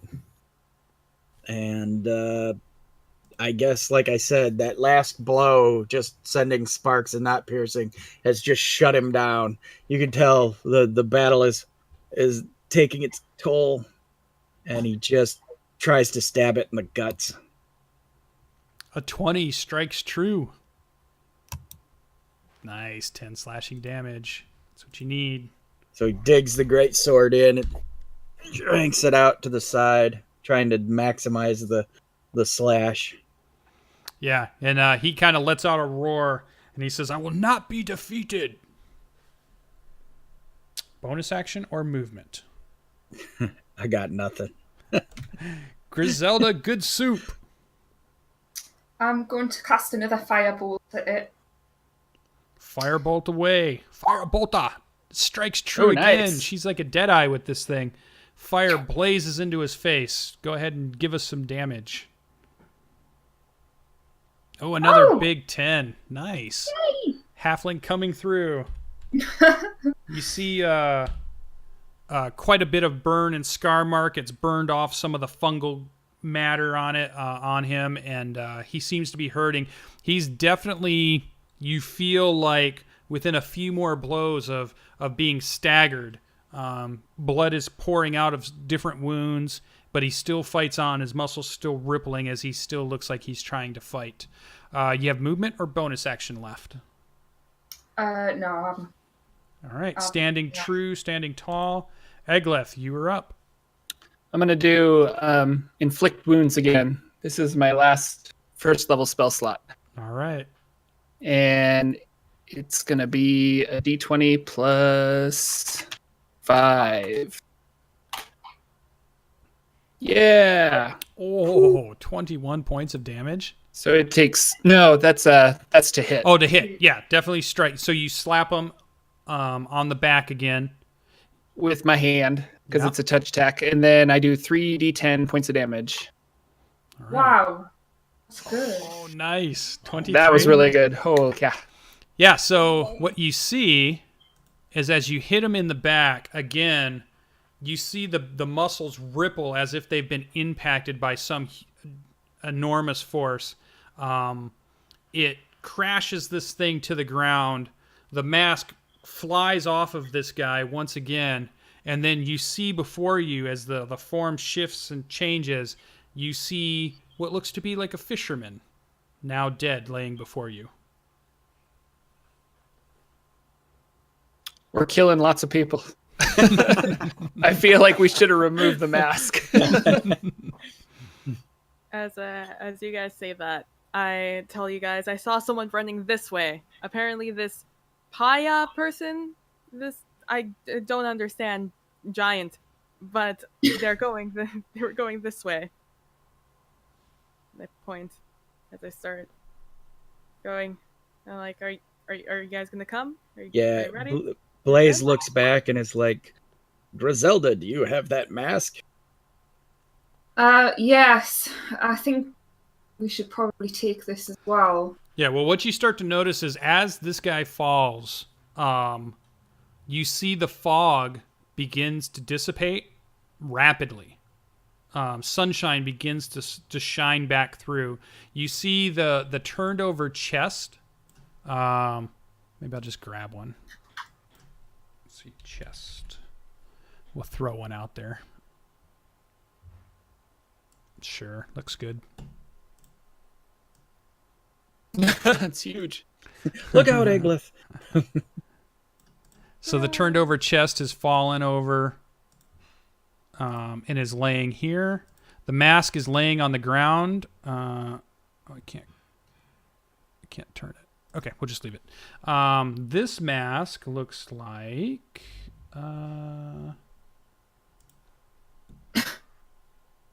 this one. Oh, not double click, drag. There we go. And let me make it way smaller. And as the fog dissipates, let me see. I think I'm also going to turn off the... So here is the mask. I'm leaving it a little bit big just so you guys can see it. Oh, well, that's not terrifying. It's laying on the ground now. The fog dissipates, so I think I can just go to here and turn off dynamic lighting. I think I can do that, and it should all go away, right? Yay. You guys can see normal? Yep. All right. Perfect. Okay, so that is what you see, and it appears that whatever ritual he was casting has dissipated. The vortex is gone. The fog fades quickly, and it's like noonday out, and the village and the town looks like what you remember it. You know, the colors are back, and people are still hiding as far as you can tell, but it looks like all of that has dissipated. Egleth, as you're running past that chest, I'll say something like, "That thing's been a bane to us. I think that's the cause. Egleth, could you carry that Absolutely, but carry it where? with us?" The rest of time. Right. Yeah, just how big is this chest? Did I miss that? It's the same size as the one that you found in the ship originally. So it's Okay. a regular kind of like 4-foot chest with an opening. And when you kind of roll it over, on the inside appears to be a place setting for 3 masks. Is what it looks like. 3 masks could be set inside this chest, and on the inside of the chest appears to be some type of fungal, grimy growth that only seems to appear on the inside of the chest itself. So now my question is, do we complete the ritual by putting the masks in there, or do we prevent it by putting the masks in there? I was just remembering as a player that the fisherman who was toting that around was the beginning of the whole problem in the first place. So I thought maybe the chest itself had something to do with. That's why. Oh, it Blaze probably said it was does. dead. Yeah. Yeah. I mean, I could maybe have a closer look at it, do an Arcana check, see if. Let's do an Arcana check. Okay. See if you can discern some more information. Oh yeah, nailed this one. Nice. As you're looking around, you see etchings on it which appear to. This case seems to be some type of protective case. So, like, the inside of it is meant to protect whatever is in there. It doesn't look like it's a part of the ritual itself. And as you're looking at the fungal growth, it feels like it's a lot of polleny spores. And you're starting to think, after everything you've seen, that if you were just to grab some of this stuff and eat it, you would start to change. Or if you were to put this in a cup of water and drink it, this stuff that's on the sides of this chest, then these little pollen-like seeds would get into you, and probably that is what's causing the change. As far as the chest itself, it looks like it's guarded to protect something, but it doesn't. You don't think it's necessarily a piece of a ritual. You think that the runes that are written on the inside only seem to be just of some type of protection. Okay. So, like, it would seal away something, or? Yeah, you think that she thinks that the inside of this is meant to protect something that's inside it, so it won't decay. It won't, like, you wouldn't be able to just crash this chest open. Like, if you took the maul to it, you wouldn't be able to break it open. There's magic protecting. It seems to be something that was meant to protect what was in it. Okay. But yeah, I can throw it on my back if we want to take it with us, which I'm assuming we do. It's times like this we need a bag of holding. Mm-hmm.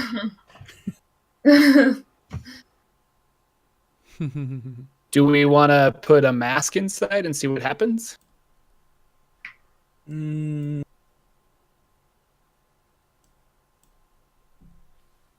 Thinking's for other people. Blaze heads with Ziri. All right, I throw it. Also, we're hurt. Like, I'm pretty hurt here too. I don't know if should we run after this guy or should we take a rest or. I'm doing fine. I don't know about you guys. I'll look over. Yeah. Pretty pristine. Also a little bit tired. Yeah, I've run out of spells, like, completely. There's no way Blaze is gonna let the guy get away as long as he's drunk. So I gotta continue. All right, let's continue. Okay. All right, so you guys kind of race down the road trying to find this creature, this something. And I'll just kind of move you guys a minute here. So you end up in this area. And then you can rearrange yourselves once you're there. And you see on it seems to be standing on this tower. You see a form wearing a mask and sees you kind of coming and says, I see you were able to stop Vyrnos's plan. He was always the dumb one among us. As you guys begin to approach, and he's kind of up on this. I don't really have a token for him, but I'll just move this token over. Oh, that's not what I wanted. Don't do that. No, Giant is attacking. Don't do that. I'll just move a token over here so you guys can see Thunder him. flashback. Yeah. You see the fire giants walk over the, the wall. And he's up on the wall there. As he sees you, you begin to approach. What does the group do? I'm waiting for Blaze's proclamation of. Oh. All right, I'll be like, wait, is there 3 masks? This is the 3rd one. Let's get him. And I'll start moving this direction. Yeah, and he sees you and he kind of laughs a evil croaking kind of laugh and says, well, it is true as he's kind of like dangling his feet off of the edge. It doesn't seem to be concerned on any of you at all. And says, so you were able to get past Tla'aotl. Let me bring my notes up here so I get the name. Tla'aotl. And then you were able to stop Vyrnos's idiotic plan. So you must have some competency. But alas, I feel I must take my leave, as my time in this world is not quite over yet. So I may see you again, adventurers, or we may not. And you see him begin to stand up on the crenellations of the tower. Is he wearing a mask? It does appear like there's a mask on him. Okay. Can I shoot him? Sure. Go ahead and fire an arrow. Where are you? Yeah, the arrow kind of goes wide, and he kind of chuckles, and he says, those puny weapons are not going to hurt me. Little kitty.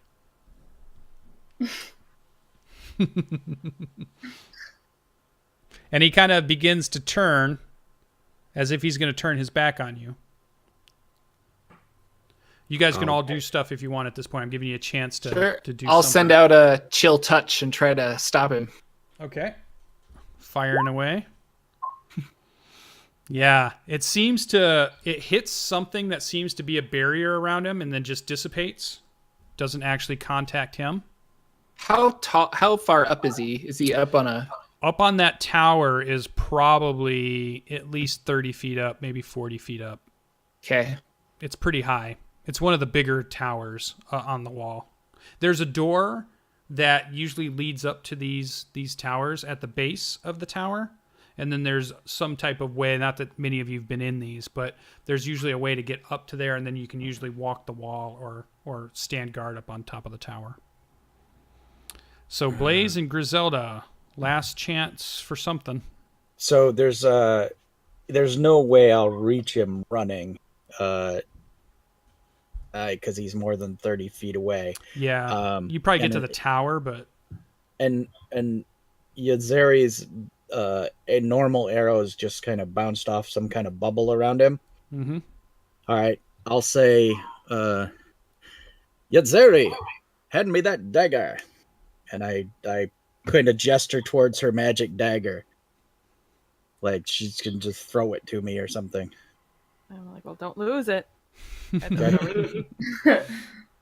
She throws All right, it to yeah. me, and Yeah, then she'll toss you a Blaze, dagger. Blaze whips it around in his hand and which wings it up at him. Okay. So if it's got a plus or whatever, we'll have to add it in. But It's a +1. no.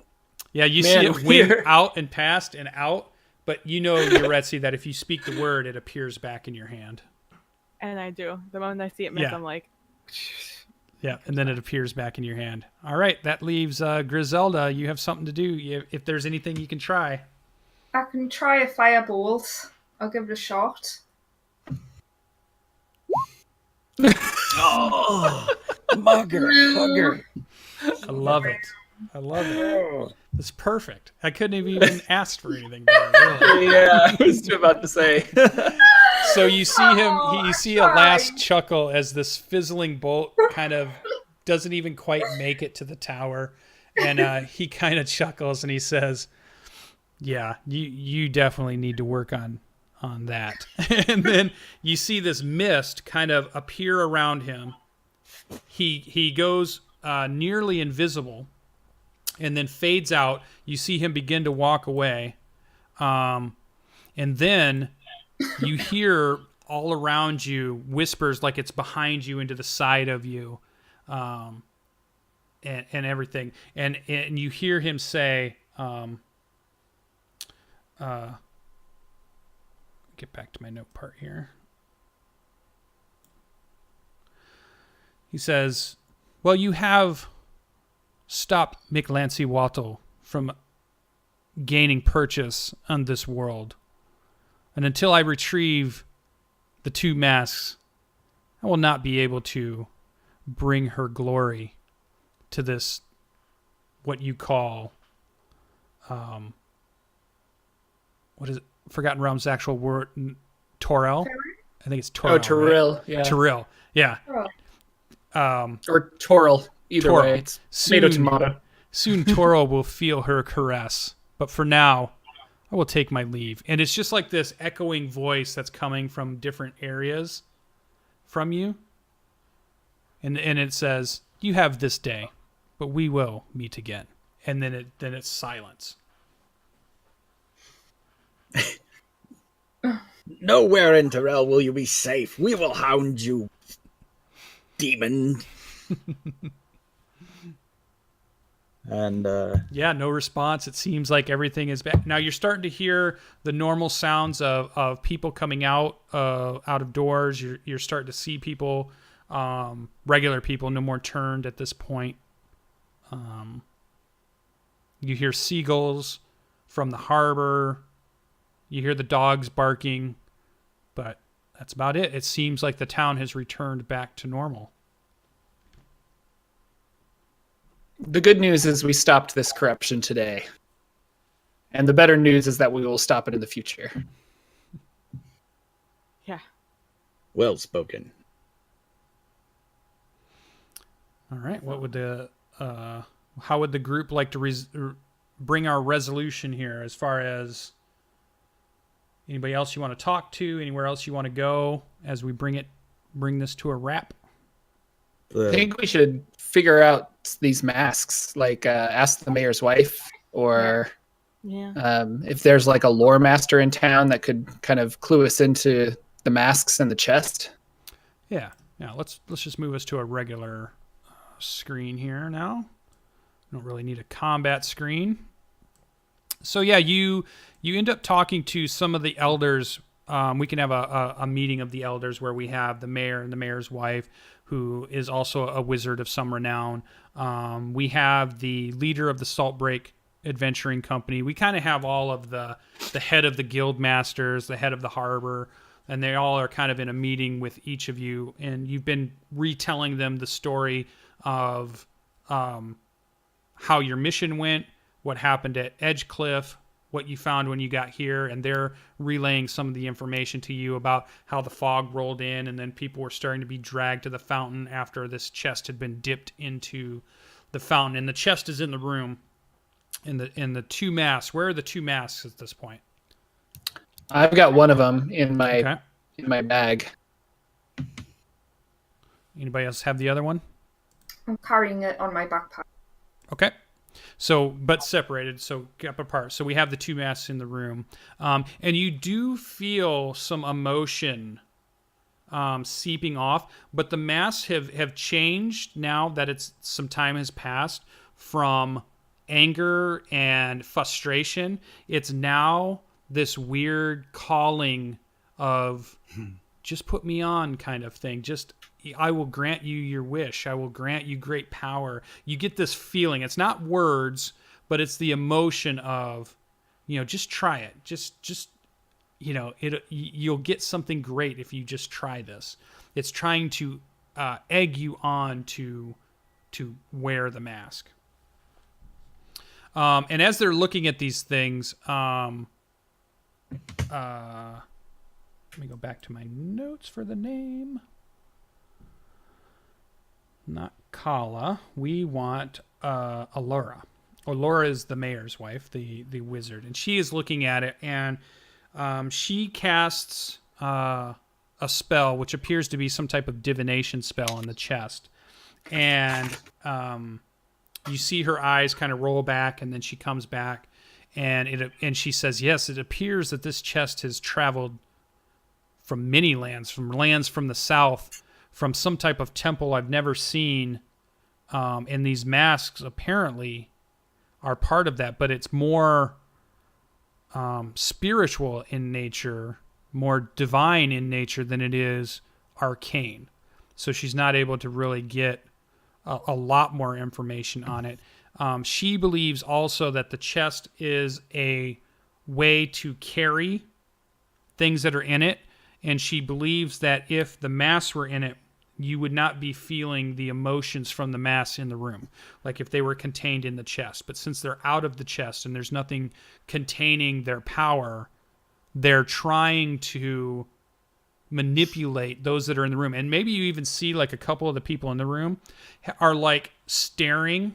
The ones that are being more affected, their willpower is not as great, are like staring at your packs. Like if they had it in their hand, they would automatically put it on in a moment had they had it in their hand. It's probably like the dock master and one of the other people that happen to be in this room. Hey now, eyes up here. Somebody's the adults talking. We'd better get those in the protective box.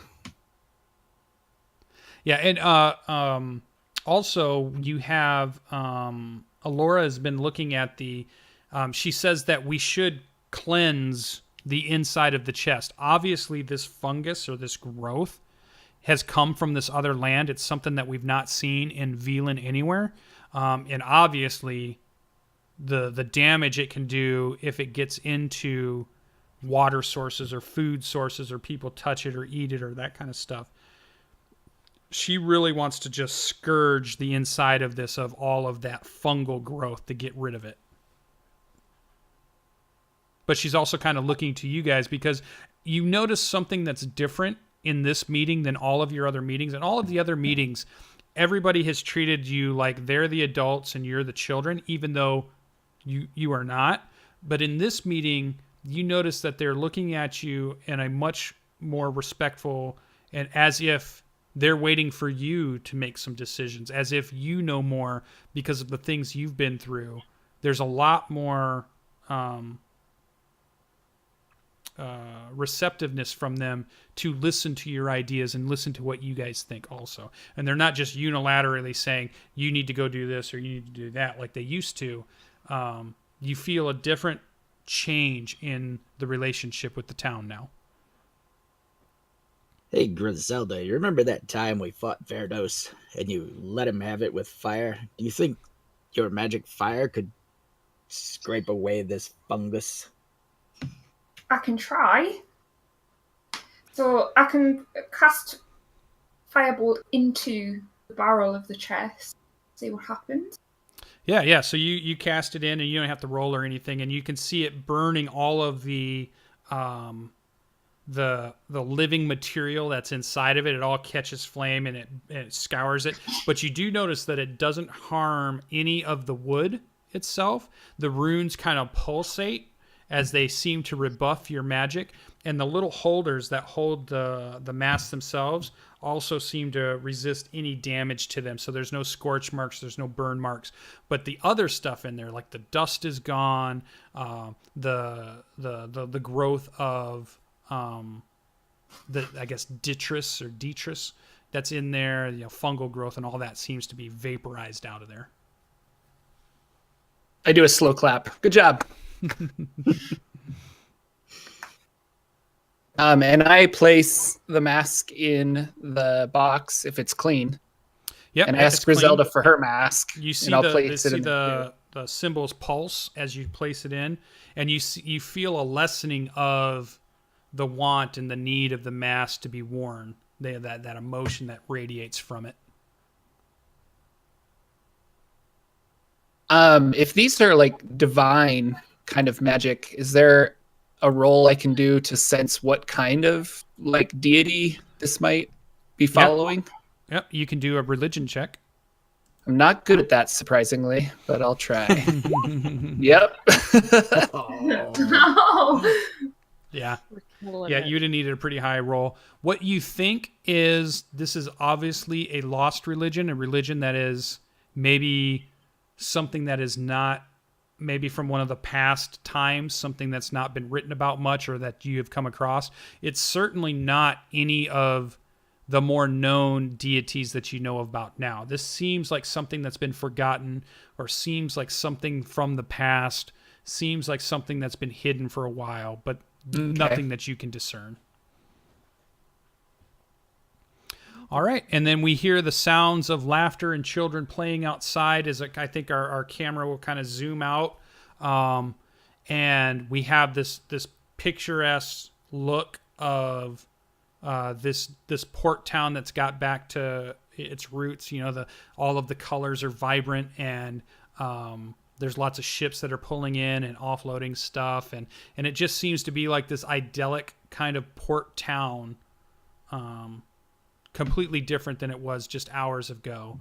And then I think our camera would zoom again out, and then out in the world we see a figure that has a mask, seems to be heading to the north, on a road, walking through the woods and the jungle, kind of avoiding people and clumps of people, but slowly heading north. And you just get this idea of calculation, of planning, of coming up with some new scheme. And he's wearing one of the masks. And I'll show you one of the things I was going to have. These were the masks. So let's show that to players as a handout, and we can show it to the people that are watching. Ooh. These are the three masks, and the one that you don't have is the one in the middle thus far. And then we will fade out the town in the back. This was the town of Edgecliff that you came upon. So, and something Blaze would have done at this point is have the chest bound in iron, and then like not only bound in iron, so it's in like an iron cage with no locks. It's just bound, like, and then chains with locks around the binding. So like, whatever that costs in gold, I'll no, the town will. Yeah, the town's all about trying to find a way to secure this so that nobody can get to these masks. And that's that would be something definitely done. Awesome. All right, so we will wrap up our session there, where our heroes are once more victorious, have foiled the great ritual that was being performed, though we don't know what they were trying to do.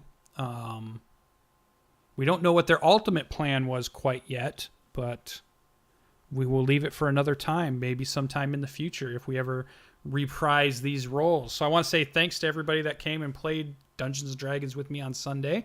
What do you guys think? We're going to just kind of jump out into, out of the game at this point. How'd you guys feel about the whole game? It was close. I was nervous. The adrenaline definitely went. Yeah. When we Yeah. came across a second big monster, I was just like killing us. Killing us. Yeah, it's not a Lucian game unless your heart's pounding. Uh-huh. Oh, Yes. The poor chicken bone was bound tight in its This is how I rampage. torture them on Mondays and Thursdays also, because their fights are exactly the same of it could go either way and it could go badly quickly. But you guys pull it through. It's funny to me because, like, yeah, in the beginning, you guys are rolling good and I'm rolling poorly, and it's going really well. You get to the battle, and even that first boss battle, you get hit, so you get this idea of, wait a minute, this thing could be dangerous, but you still kind of got it handled. But then it's the fact of the second one, and it was just like, oh, here we go. And then the rolls start failing you, and my rolls are starting to hit, and it's exactly how it always goes. So it's good. I And love these characters.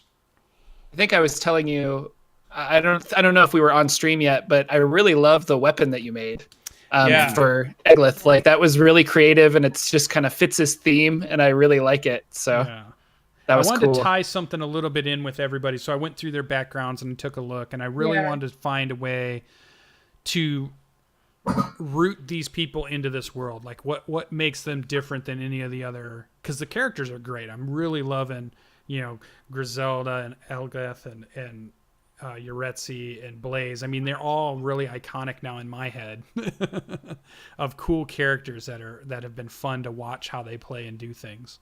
And I wanted everybody to have a moment of their own, a little bit. But we were kind of, again, I didn't want to run too long because right now we're at about 3.5 hours streaming time. And I feel like there's like probably I had a couple of things that I wanted to do that I thought, I'm going to peel these out just so that we kind of get done in a reasonable amount of time. There was a couple more cool things for like Uretzi. I had a thing set up with Jolena, which is, all of you would know her as Jo, a street urchin, that trained her and took care of her when she first got to Saltbreak. So you'd know a little bit about that person. And I was going to... I had a little bit more with Blaze, but I condensed that down because it was taking us a little bit longer to get through some of the things than I thought. So I condensed down his interaction with the kids. But I thought it was cool to have the kids run up and try to grab him and interfere with him. So that was fun. And the Leviatar.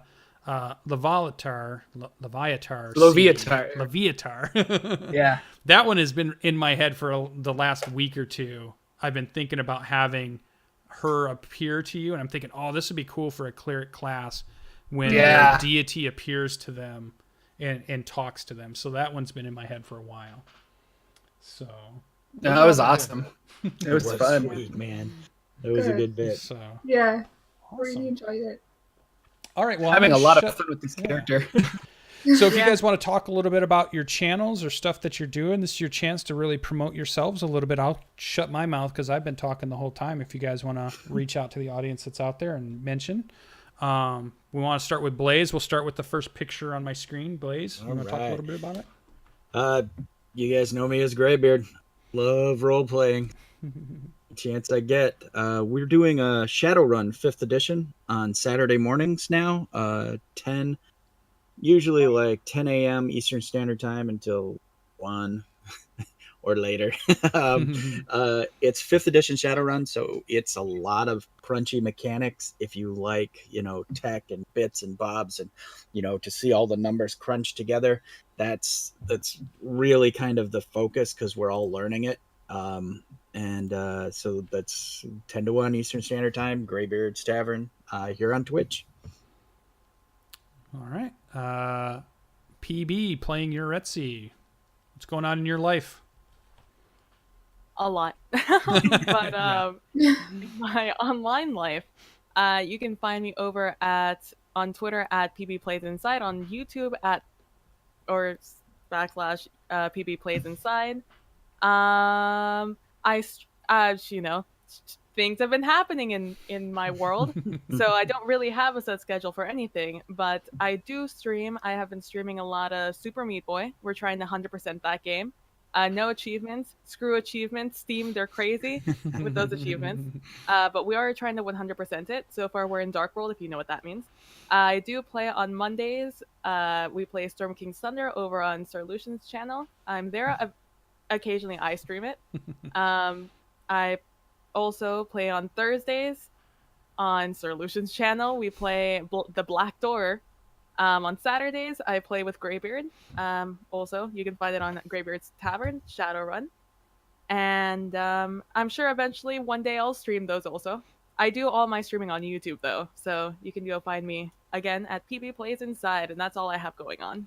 Nice. Yeah, we do cover a lot of platforms. The people that I've reached out, so it's Twitch people, it's YouTube people, it's just everything and anything. So, Jordan, what's going on over at your channel? I run Forgotten Realms Explained. It's youtube.com/Jordan with a silent PH in the middle. And every Wednesday we release videos on the Forgotten Realms. And on this Wednesday, it will be a video about Baldur's Gate. I'm kind of going through a bunch of the cities and areas and trying to do little videos on those. Also have a video that's going to release tomorrow. A bunch of us YouTubers got together and did a YouTube RPG spotlight, so other channels that we enjoy, and so that'll be released tomorrow, and you can kind of check out other channels that I like to watch, and then they're all going to do channels, and some of them are probably going to talk about me, so that's kind of cool. The other big thing is I started a Patreon. I don't really know what I'm doing with it yet, but if you are interested in that, it's patreon.com/Jordan with the silent PH in the middle, and there's a little bit of rewards there. I'm trying to get like a Discord server going and things like that. But right now, if you like the channel and want to support it, that's a good way to do it. Other than that, I am Jordan with a silent PH in the middle on all of the social media things, so you can find me there. And yeah. I still want a Jordan University Go Fighting Dice Go Fighting Dice T-shirt. Someday, please have someone make one because I have a friend here in town that is a graphic artist, and I was talking to her about making a logo for us. Yeah, because that would be fun to make Jordan University with the fighting dice as their mascot. Yep. Awesome. All right, Griselda, tell us what's going on in your life. Okay, so I'm Magpie Randoms. I have a YouTube channel, and now I mainly focus on the Baldur's Gate and Icewind Dale games, but I'm also doing a lot of D&D stuff as well. I haven't started streaming yet, but it's something I'm planning on doing because I absolutely love playing, Roll20 and playing with you guys too. So hopefully I'll do some with you. So yeah, that's me. Thank you. Awesome. Well, great, guys. That's been great. These were all people I reached out on YouTube and Twitch, and it's been awesome to have them. And I think we're going to have more. This won't be the last time you get to see all these people, I don't think. We're going to mix and match different players here and there. Like I know Paralegal Princess was one. She's a Twitch streamer that would like to join a game. We've been talking to Cody a little bit, so we might get some of the bigger shots. And I've got some other people that are bigger YouTubers that haven't played any role-playing games yet, but they're bigger sized YouTubers that might be joining us for a one-shot also. So all of that will be in the future. I'll try to keep everybody updated, and obviously you heard about all the games that I'm running already, so the Monday night, the Thursday night. We'll do some holiday stuff, and keep an eye out also because one of the things I definitely want to do is I want to play with viewers and subscribers. So there's going to be times where I might put together a game where viewers and subscribers can go ahead and sign up for them, and then first come, first serve, and then I'll run a one-shot for those people that get to come and spend their time with us on all these different nights and allow us to entertain them and enjoy our fun with you, and just let us have these great games and tell great stories. Really, that's what I think we're getting into. Everything that I've seen so far, our stories are getting better and our games are getting better because you guys are just really good about adding those kinds of things in. So this has been Mictlancihuatl Smile One Shot second session. You can check it all out on YouTube if you want to see session 1 and 2, which I definitely recommend. And I can't wait till we organize something else with this group of players or even more group of players to see what we can do. And maybe Jordan can run a game for us at some point. I keep egging him on that maybe he can run a game for us. I would love to. So busy, but I would love to. Super busy guy. Or even PB. I keep trying to talk her into being a DM. Yeah, look at her sneak away. Because everybody should try it. Everybody should try it once. But I want to say thank you for joining us on a Sunday, and we're going to go ahead and shut the stream down now. So everybody wave goodbye. Yeah, bye.